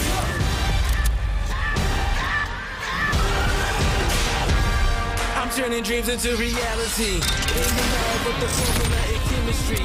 Your memories spark and motivate and make the industry shake. Put the bars in the breaks. I'm talking one chance that was so close for the goal. It's one shot, now the future is yours. Let's go. We're gonna do it in 3, 2, 1.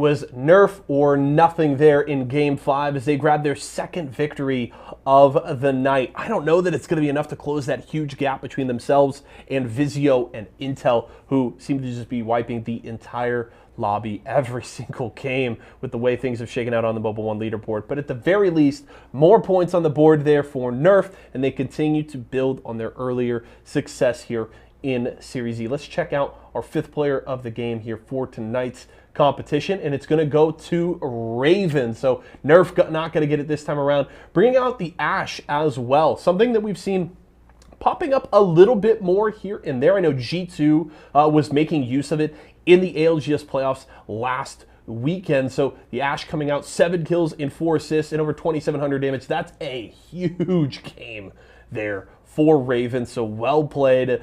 Big numbers there for Raven. I'm going to be feeling really good about that. I'm curious to see where we stand on that Mobile One leaderboard. Vizio still had a lot of work to do despite a really strong game number 4. They were still 15 points behind Intel, and with only 2 games remaining, that's not an easy gap to close because Intel continues to look strong tonight. So we'll have to see where things end up on the Mobile One leaderboard as we get ready for the final game, and we will check on that when we go back to Tom and Vicky. Do want to let you guys know if you're looking to pick up some Esports Arena merch, you can just head over to shop.esportsarena.com today. You can get whatever you need. I do highly recommend, by the way, these dad hats.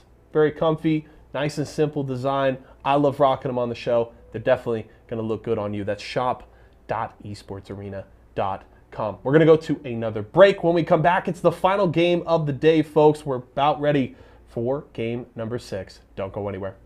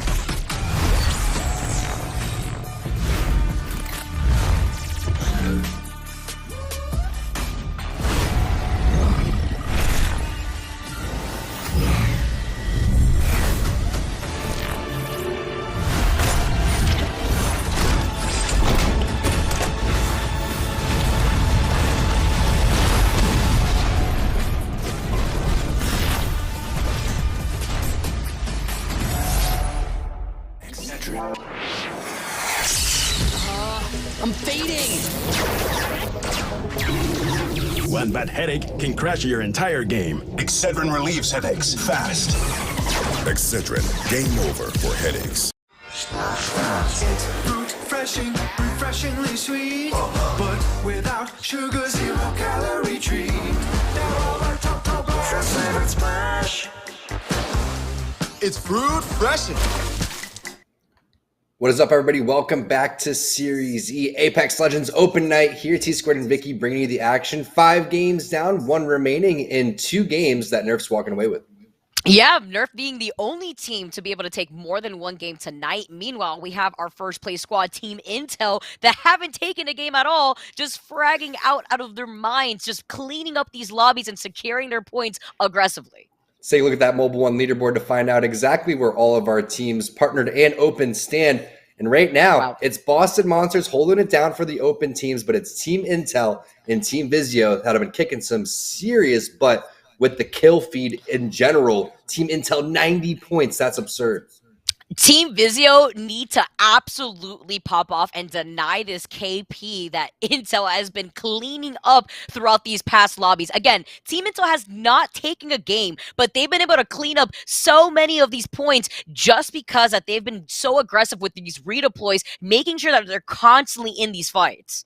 And no doubt about it, they have been playing phenomenal today. Let's see if they got the Mobile One high performance moment of game number 5. I have a feeling that it's going to go to somebody else, though. No, it doesn't. Who else besides Fearless, actually, who just posted this clip on Twitter, and he said something about Team Razor, or I forgot what he said, but either way, he's eating Team Razor for breakfast, basically.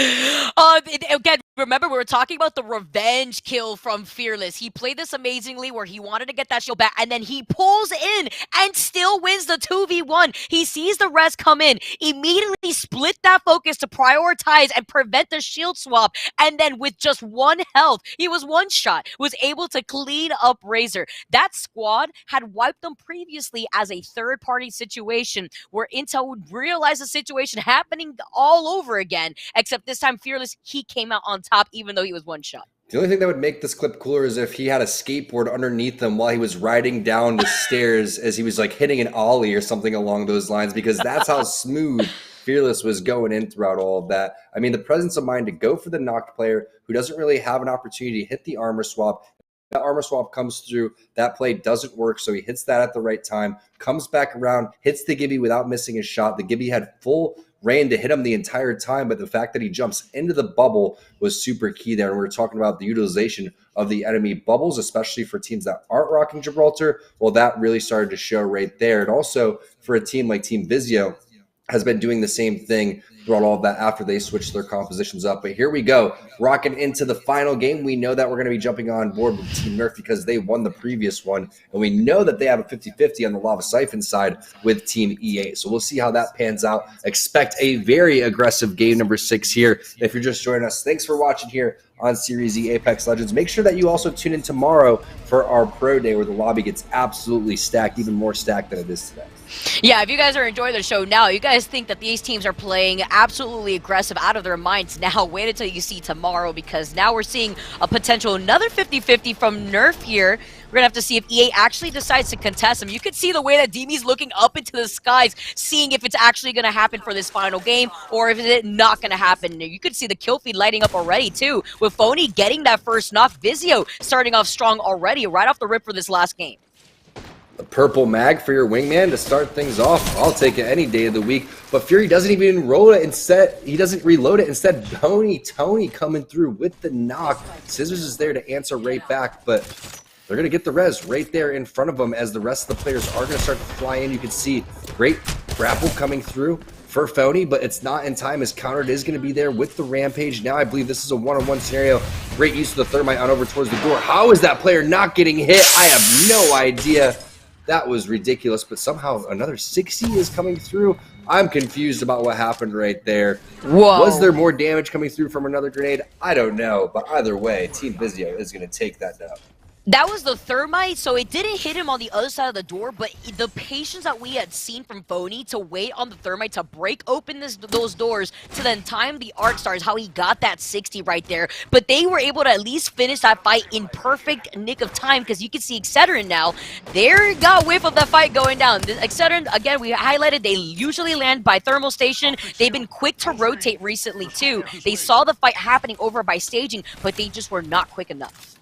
This looks like another thermal station zone, 100% going on over towards the backhand side. That's why pings are going on over towards the buildings. Very similar to what we saw in our earlier game, which I believe Team Nerf was the team to walk away with that one. But this is a brutal zone for teams not getting in. So while we were expecting a very fast-paced game, based on the zone, this may slow down a little bit. And if I'm not mistaken, is this entire POI still open? Did no one land? Wow. Wow, I'd be really surprised because that would be absolutely insane. Usually Excedrin's the one that comes out of there, but we're gonna have to see now with Lazarus making in this rotation. They were able to put in some shots on a squad, but it doesn't look like they're chasing after any of these teams. Lazarus is usually that team to share fragment.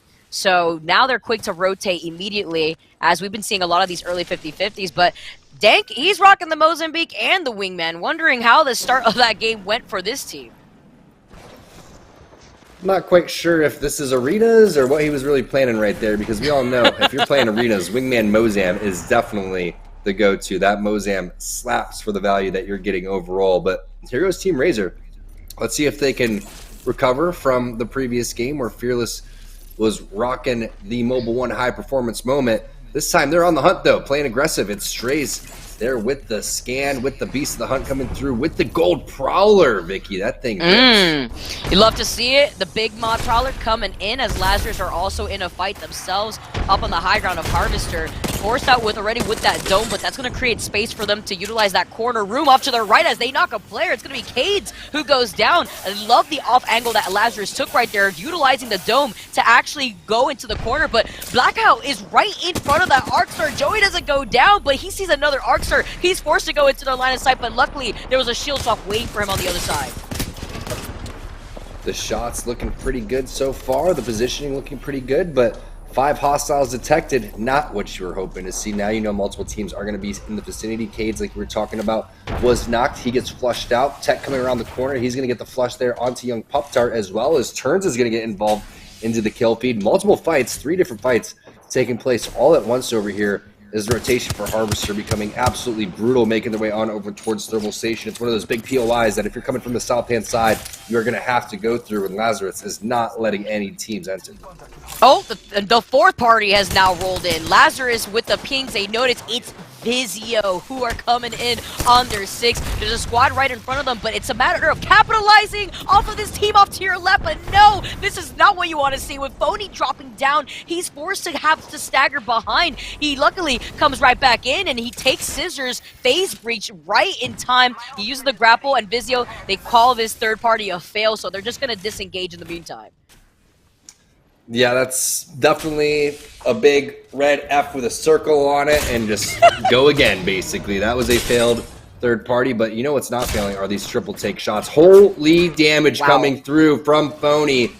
That thing is just absolutely brutal for the enemy team right now. Perfect range, perfect shot, perfect timing. Unfortunately not rewarded with the knock or the points. Instead, they're going to rotate on over towards the high ground over here. Pings going on over towards the backhand side just in case teams are potentially running and rotating over there. But they know that the block was hot over towards the Harvester side. It's time to get into a little bit better position. This is a spot where they can not only worry about their backhand side, but they understand teams aren't going to be rotating from where the zone's going to end to us. So if we get further to where they have to rotate and get in the thermal station, then we're going to be able to gatekeep them. So I like this play from Vizio. Yeah, I also really like this position because if you think about it, we've seen sometimes a circle pull over by this side, but if Vizio controls this high ground, they have the option to scan the beacon off to the right of Harvester. They know that there's still 2 squads within the area. They made that zip line so that way a squad could potentially come from their 6 to take this high ground, which is not what they want here. So they want to secure this spot. They want to try to gatekeep some of these teams rotating away from Landslide through that tunnel. RCO Esports is one of our more aggressive squads, though, as the night has gone on, and you could see them trying to contest properly extra trickier. We see the fuse coming out. RCO with the reposition on the phase breach, but being the last player alive, Furia are the ones to come out on top. And of course, you know, with some tactical crouching, just to make sure you can elevate your gameplay here. Tech is really feeling himself, so is the rest of the Furia squad. Nice job by Tech and the rest of the team right there, answering the call when the aggression needs to happen, and that's exactly what they did. Collapsing basically immediately. And again, the fact that they are always shoulder to shoulder, Vicky, that's such a great thing for your team to have, especially when you're a new squad and you're wondering, hey, what can we do to, you know, kind of improve our gameplay? Well, if you're a new player, stick with your team. Never be within an abilities distance away, and that's exactly how you go and approach this situation. You can see Fearless, he's sticking with the squad, right? He's just inside of wherever he needs to be to get over towards where Petty Boss is going to be. And if they're going to stagger, it's going to be for a bait and switch. That's exactly how you do it. Are these little breadcrumb baits? All right, come on, guys. Pick up the cells. Coming on in here. Nobody's in here. It's safe. This is so sus. Those batteries just there, just waiting for somebody to pick up. Intel, though, see the squad moving in on their 6 as Intel now call it as a disengage. They wanted to roll in to get involved with this fight that Vizio's having on the high ground, but they don't want to overextend and give up this position. As you can see, Vizio are getting shot from behind. This dome isn't going to be lasting as long as they expect, so they have to quickly reposition here. They have the phase breach, which is exactly what they're going to use to maybe get on the high ground. They're going to have to use it soon, though, because these shots are peppering them from behind. Just a sliver of HP as Scissors slithered around the corner. Again, without any Gibby, they're just going to have to do this wide out in the open without any type of cover, any type of bubble. And it's going to be a gold backpack res, though. Phony, I didn't realize, had that one in the back pocket. That is huge to be able to get right back on up over here. And wow, I thought Scissors was done for. I can imagine getting one player knocked, but having two, that means that a team possibly would have full scented over here. So Vizio is going to be able to recover, and they still have an opportunity to take over first place from Team Intel. But it's going to have to take a massive performance, and it's going to have to take a little bit of luck, because look who's back on the case. Vicky Fearless is at it again. And you see the rest of Intel are moving in on this squad to clean up just as quickly. That reposition that Intel had was definitely the right move. You can see the way that they've been playing this. They were able to go into this bunker after they were getting shot from behind, so they were able to turn the tides onto Razor, who have just gotten eliminated. It's kind of Fearless going right back into Razor's face, letting them know that you won't be able to get that third party on us ever again. Just make that statement known. It's about sending a message, and CCC over by the edge of the circle are going over to the Jamerson ledge, but they've lost their shields in the process as Sap is low. You see the squad now having the high ground, not the position that you want to be in if you're CCC. And I can see Jamerson just clapping anytime someone dies over there from another team, and he just praises everybody that puts pressure on those teams on those ledges. Very nicely done from Team Excedrin, but what a job from, again, Intel and the squad with the fighting, with the aggression, the baiting and switching, just non-stop action over here in this final game. We thought it was going to slow down a little bit when we saw the thermal station zone. We knew it was going to be fast-paced up to a certain extent. Did we know this would be this hardcore? There is no cruise control on these players' vehicles. This is just pedal to the metal, straight speeding down World's Edge. Especially with the way that Tech just put down this dome. He's looking to close in that gap, and he does so successfully. He gets the crack. EDG goes down, though. You can see EA actually in another fight somewhere else, as Furia now, with this squad wipe, they managed to take out Splash. This is one of our really nicely performing squads that they've been able to stay out here consistent on our open days, and they're looking to keep it up with Furia taking another fight. And now they're going to be already getting ahead of the curve when it comes to going in for this repositioning. You can see them just looting up real quick. But Furia is also another squad to be on another level, with Malicious Mike 2 making an entry here for this squad. Now another team on the case. You can see a little bit of the footprints coming in for Sung, who's switched off to Caustic, now going with something a little bit more aggressive. I like this composition. This is definitely a hardcore edge composition that we haven't seen these three legends actually utilize. Stomps with the quick little grab off of the purple armor inside of the replicator. That could change the tide of the fight. The ring is chunking. You can see it take down Tech. That's going to be Zeratricky going down as well. Stomps hitting the syringe. It is just zone number 2. You would think it would be zone number 3 or 4 with the amount of teams that I've already seen eliminated. But that is the beauty of the Bloodhound, feeling so confident going into that team fight, hitting that scan, catching those teams out as they were trying to upgrade their armor. Not the ideal situation for Team Fury, and DXT is going to take that 10 times out of 10. But that swoop on the shield on the replicator, oh my goodness, what timing we just saw from Stomps there. You love to see it, but now with Furia going down, all eyes are on Intel, our squad who has been in first place overall after that first game. They have not been dethroned since, and now they're circle keeping another squad, and it's Vizio who are now rotating around, forced to utilize this portal. You can see how this circle is actually taking a huge chunk of damage from Fury as he's just delaying the portal in general. He's got the gold Evo, so he can heal up quickly, but he knows there's another squad waiting for him on the other side of that circle.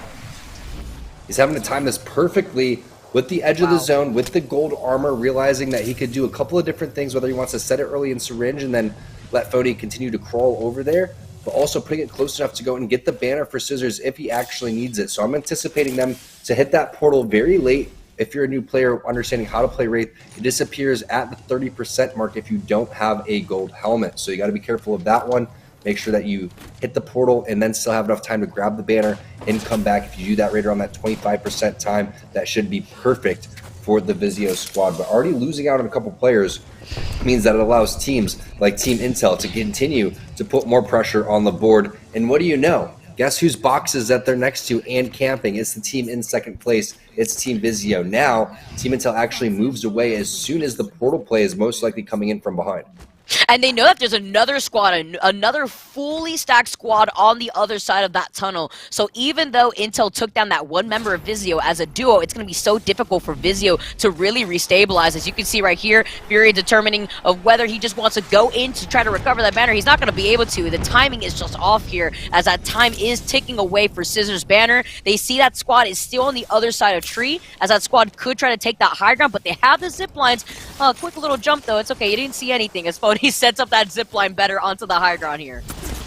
And what do you know? Another team is sitting there and watching that. So it just continues to get worse and worse for the Vizio squad. Now they're on the verge of potentially dying to the zone over here. Phony's going to have to queue on over towards the ledge. Ring's moving in about 10 seconds. You can see on the left-hand side. Now they're split up. Phony couldn't even make his way on over there, and Fury's hitting cells instead of syringes. He could just die to the zone.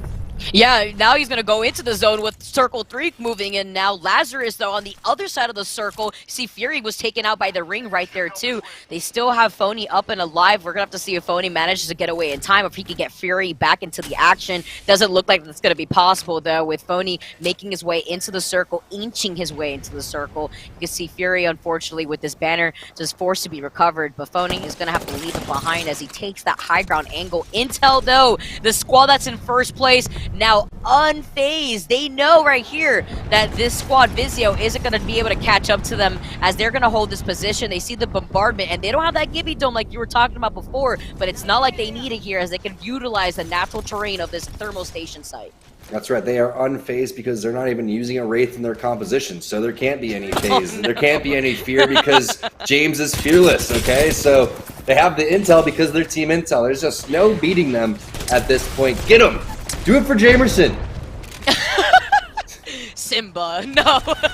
Not like this. Not like this. Don't do Mufasa like this. Not on the rock. Excedrin. They're claiming the same heads. More squads just trickling down onto Jamerson Ledge. That's the official name for that spot from now on. Forever and ever. But DXT coming in from the other side of Thermal Station, moving in from the north. They see that Vizio's in the middle of their rotation too. And Phony being the last one alive, throwing the arch throws out, saying, if I'm going to go, I'm going to take you down with me. But Fearless with the rest of Intel up and alive. They had no issue claiming that rat. Phony goes down. The rest of Vizio are out of this lobby, and Intel are still up and kicking. So we have Intel, we have CCE, we have Team Excedrin, and we have some squads now moving in from the north, DXT, as well as that squad that is holding that north building from Thermal Station. Intel, with that, is definitely going to secure 100 points, which is the goal if you're hitting open night. It's been done very rarely before. We'll have to get a count on exactly how many times that has happened. But holy cow, Team Intel just putting on an absolute clinic today for the rest of our squads here in Series E. DXT now trying to do something inside of this building. It's the Dorito building. You can see the nade coming through over towards the bottom hand side. Stomp takes a decent amount of damage. Song's trying to live as well. No longer again on this caustic. Switching on over to Bloodhound has proven very useful for these fights. They were able to drop Furia earlier. Now they're able to get another big team fight win and hit a potential reset here as the rest of the squads are starting to charge them. And they're going to need a reset. I believe this is Team Intel now moving in on the action. 4 squads left in total here as DXT takes care of Team Frenzy.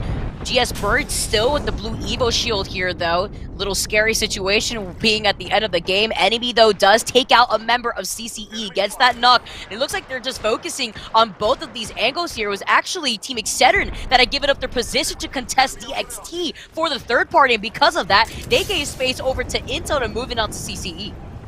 There goes the tether coming out from Stomps. Looks like that one isn't going to connect, but it does give them information that nobody is in that line of sight. Meanwhile, Petty Boss, can he hit a massive black hole here in the final game to potentially get Intel their first win, which is just unheard of for a team to have 90 points and after 5 games not pick up a single dub. But that's just the way the cookie's been crumbling here for this very aggressive Team Intel squad. Now they're slowing things down just temporarily, as they should, right? You don't want to be one of those teams to fight in this four three-man squads, excuse me, that we have. But can we just talk about that skin, that Prowler skin? That thing is awesome. Yeah. I love it. So many good Prowler skins too in total, but that Prowler skin is so nice. And you were talking about it, Intel slowing down for the first time that I've probably seen all night. Little strange here, but not strange for Intel, seeing that they're in the top 4 squads. They have yet to take a game because they've been claiming all their points by just taking care of all these squads in the lobby. They see an opportunity, though, that maybe Kimchi Lee out in the distance as DXT with the phase breach managed to get onto the roof. They forced out the dome, but I like the fact that they took this real estate right here because now they've inched their way into the circle without leaving themselves out in the open field for Excedrin to take some shots at. I like that play. The bubble going down over towards the door is good too. But you do run the risk of not knowing 100% for sure if that building was clear. They were scouting out for quite some time. Then they went and made their move. Meanwhile, we do have a redeploy coming in for CCE. We'll find out where they're going to go. Looks like they're going to Jamerson Ledge, and we'll see if it can work out for them. You know, when you see a lot of death boxes over there, typically that's a spot where you go like, I don't know. This is a little sus. Oh no, CCE, they're taking a page out of the Lion King book. They're going to look like Mufasa real soon, just like this previous squad. CCE, they're going to be here for a bit. And the reason why Excedrin's not taking some shots at CCE like we had seen them do for the last 2 squads is because they don't want to give up their building. They know that on the other side, Team Intel is going to be able to have CCE in their line of sight. So CCE is sandwiched between Excedrin and Intel. So very scary situation here. So they're going to have to wait here until that circle closes in right behind them.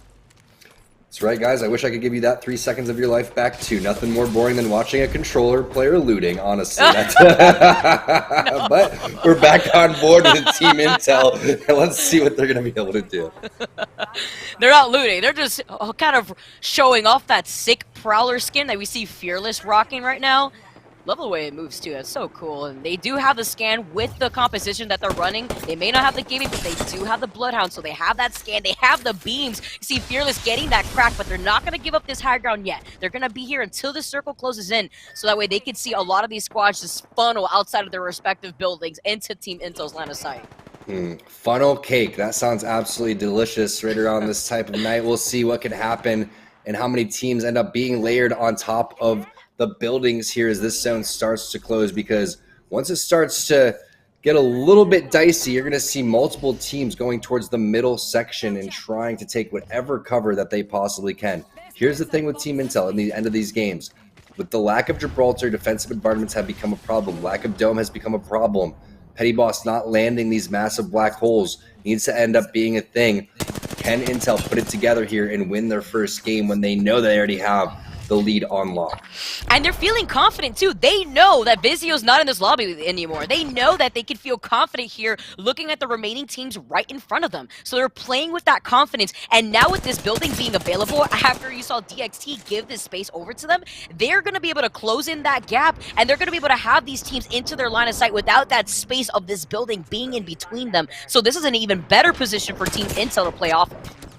So Petty Boss needs to wait for this zone to collapse. Beast of the Hunt from Mooney needs to be popped as well. Once that happens, you're going to have 2 teams layered on top of each other that the black hole could potentially connect on, while you have another team on Jamerson Ledge that has to run out on over towards the open. So this is where the black hole could end up being absolutely detrimental to the big dub over here. Kimchi Lee, now the last player alive. I don't think he's even able to get out of this one. Intel starts to collapse. Black hole isn't even necessary for the teams on over towards the building. And there it is. Mufasa. Mufasa, you are gone. I cannot believe what I've seen from Intel. The black hole at the very end. It does pull in everybody from CCE. And Tom, you ask and you shall receive. That black hole, it's come out on top. And even though Intel had the high ground advantage there, they still were able to get a lot out of that black hole alone to pull in the rest of CCE to take that victory at the very end to solidify their first place lead. I just wanted to see one, and I know Jamerson is stoked that tonight ended with a team on Jamerson Ledge just getting absolutely eliminated and decimated. And who else by Team Intel, who is on a record-breaking pace tonight. Congratulations to them. We know that they took first place, but let's find out after the break exactly where everybody falls. We're going to get that Mobile One leaderboard back up for you, and then eventually we'll toss it on over to Ye, so we'll be right back.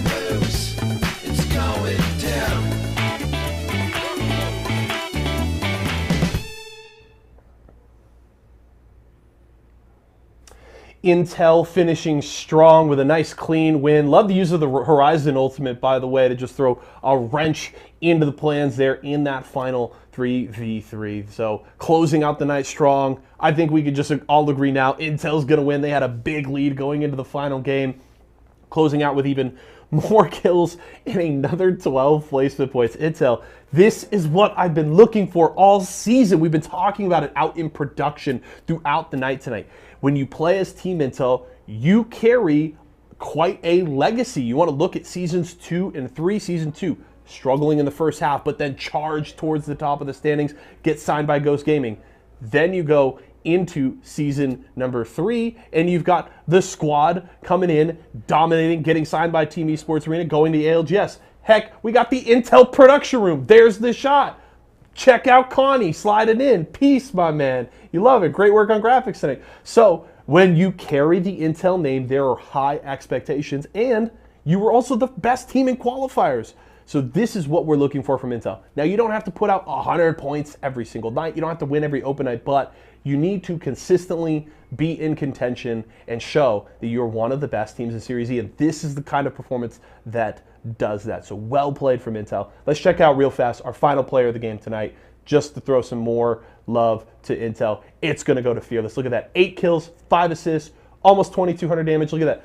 35 total kills tonight just for Fearless. 85 kills through 6 games for Team Intel.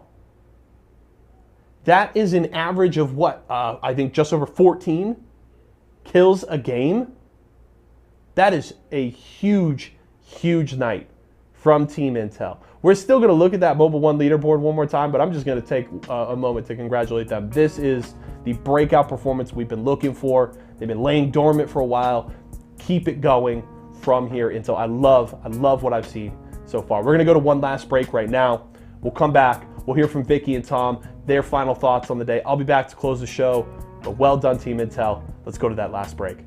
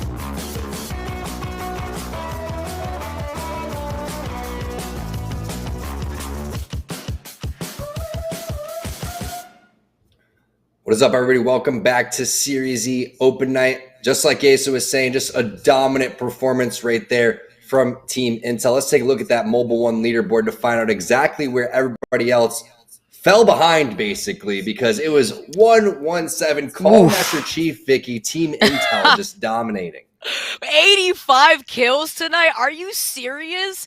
Wow, that's 14 games, like Asa was saying, basically every game, and then at the very end, they decide to win, where they are just fragging out since game number 1. I don't know. I mean, I was rocking their jersey today. If this is some power-up that I got to see happen right before my eyes, I want to see this consistency, because 117 points, that triple-digit number just tonight in the Series E Open, what a way to showcase that you are one of the best teams here in the Series E. And let's phone Jamerson for our Mobile 1 high performance moment, because we know it's happening on over towards Jamerson Ledge. No, it's not. Spoiler alert, sorry, but it is a Team Intel wipe on over towards the side, and maybe we get a chance to see all of it, honestly, because this is how it was all done. It was Team Intel coming on around the corner, taking down one team, and it's Jamerson Ledge, and it's the Mufasa Ultimate. No, not like this. And you know what's great here? That black hole was so successful because they were using it as a way for Mooney to also cover the other option of where they would try to funnel out of. But since there was nowhere to funnel out of in that ledge in total, that's it. Everybody from CCE got sucked in all at once, and that black hole was successful at the very end for Intel. Intel, again, was just claiming so many heads throughout the night in these lobbies, and they were just not slowing down anytime soon, where, you know what, better late than never, they were eventually going to take a game.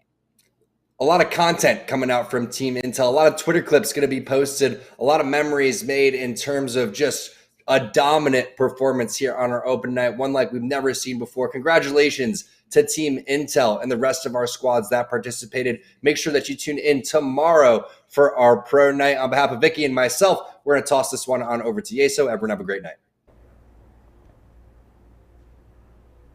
Thank you to both Tom and Vicky. Always a pleasure to listen to both of you two. Fun games tonight. You guys brought a lot of passion, action, insight all throughout the show. So always a pleasure. Thanks so much for coming to hang out with us today. Team Intel, of course, to nobody's surprise, finishes on top with Team Vizio in second place. I do want to provide a little bit of interesting context here because we saw that 85 total kills there on the night for Team Intel. Just placement points alone, 32, would have had Intel still in the top 10. So if they had no kills, just the placement points they had, they still would have finished 10th. Kills alone, minus placement points, they still would have won tonight. They still would have won with a 16-point lead over Vizio. That is how good Intel was tonight. 85 kills is insane. That is a dominant performance. That is a statement from Intel. And we got a brief look there at the end at our overall leaderboard for Series E at the end of tonight's competition, and Vizio still with a commanding lead, right? The only team up above the 600-point mark. I believe they were sitting at 733. So there's still about a 160-point gap for Intel to make up the catch-up to Vizio. So there's still a lot of work to be done there, but Intel separating themselves from the pack. It's felt like over the last few weeks we've had a bit of musical chairs there with that second and third place slot with Excedrin, Splash, Nerf, and Intel all being in the mix at different points, but it feels like none of them have had those statement showings to separate themselves from the pack. So not only has Intel given us that for the first time this season that we've really been looking for, but it's been perfectly timed for them to try and pull away and hopefully establish themselves as that definitive second best team in Series E and try and chase down Vizio for first place. So congratulations to Intel. Well done tonight. It was very, very fun to watch, and I'm looking forward to more in the future. Let's see some more tomorrow night. Of course, Tom talked about it. Pro night. Best squads in North America. They're going to be coming out competing with our 6 partner teams, and it's certainly going to be a blast. For everybody that came and hung out tonight, thanks so much for coming. Hope you guys enjoyed the show as much as we did. The games were great, very entertaining. Love to see what we saw from Intel. Make sure to tune in tomorrow. We're back at 4 p.m. Pacific time with more Series E. We'll also have Guilty Gear on Thursday. And if you missed any of the action tonight, tomorrow, or Thursday, we'll be recapping it all. I'll have some guests joining me to do series recap this Friday, so don't miss out on that. All of those shows, 4 o'clock p.m. Pacific time right here at twitch.tv/esports arena. My name is Yeso. It's been a pleasure to be your host here tonight and talk Apex with all of you. Thank you so much for joining us. From myself, the entire live broadcast crew, and everybody here at Esports Arena, thank you so much for joining us. We'll see you again tomorrow.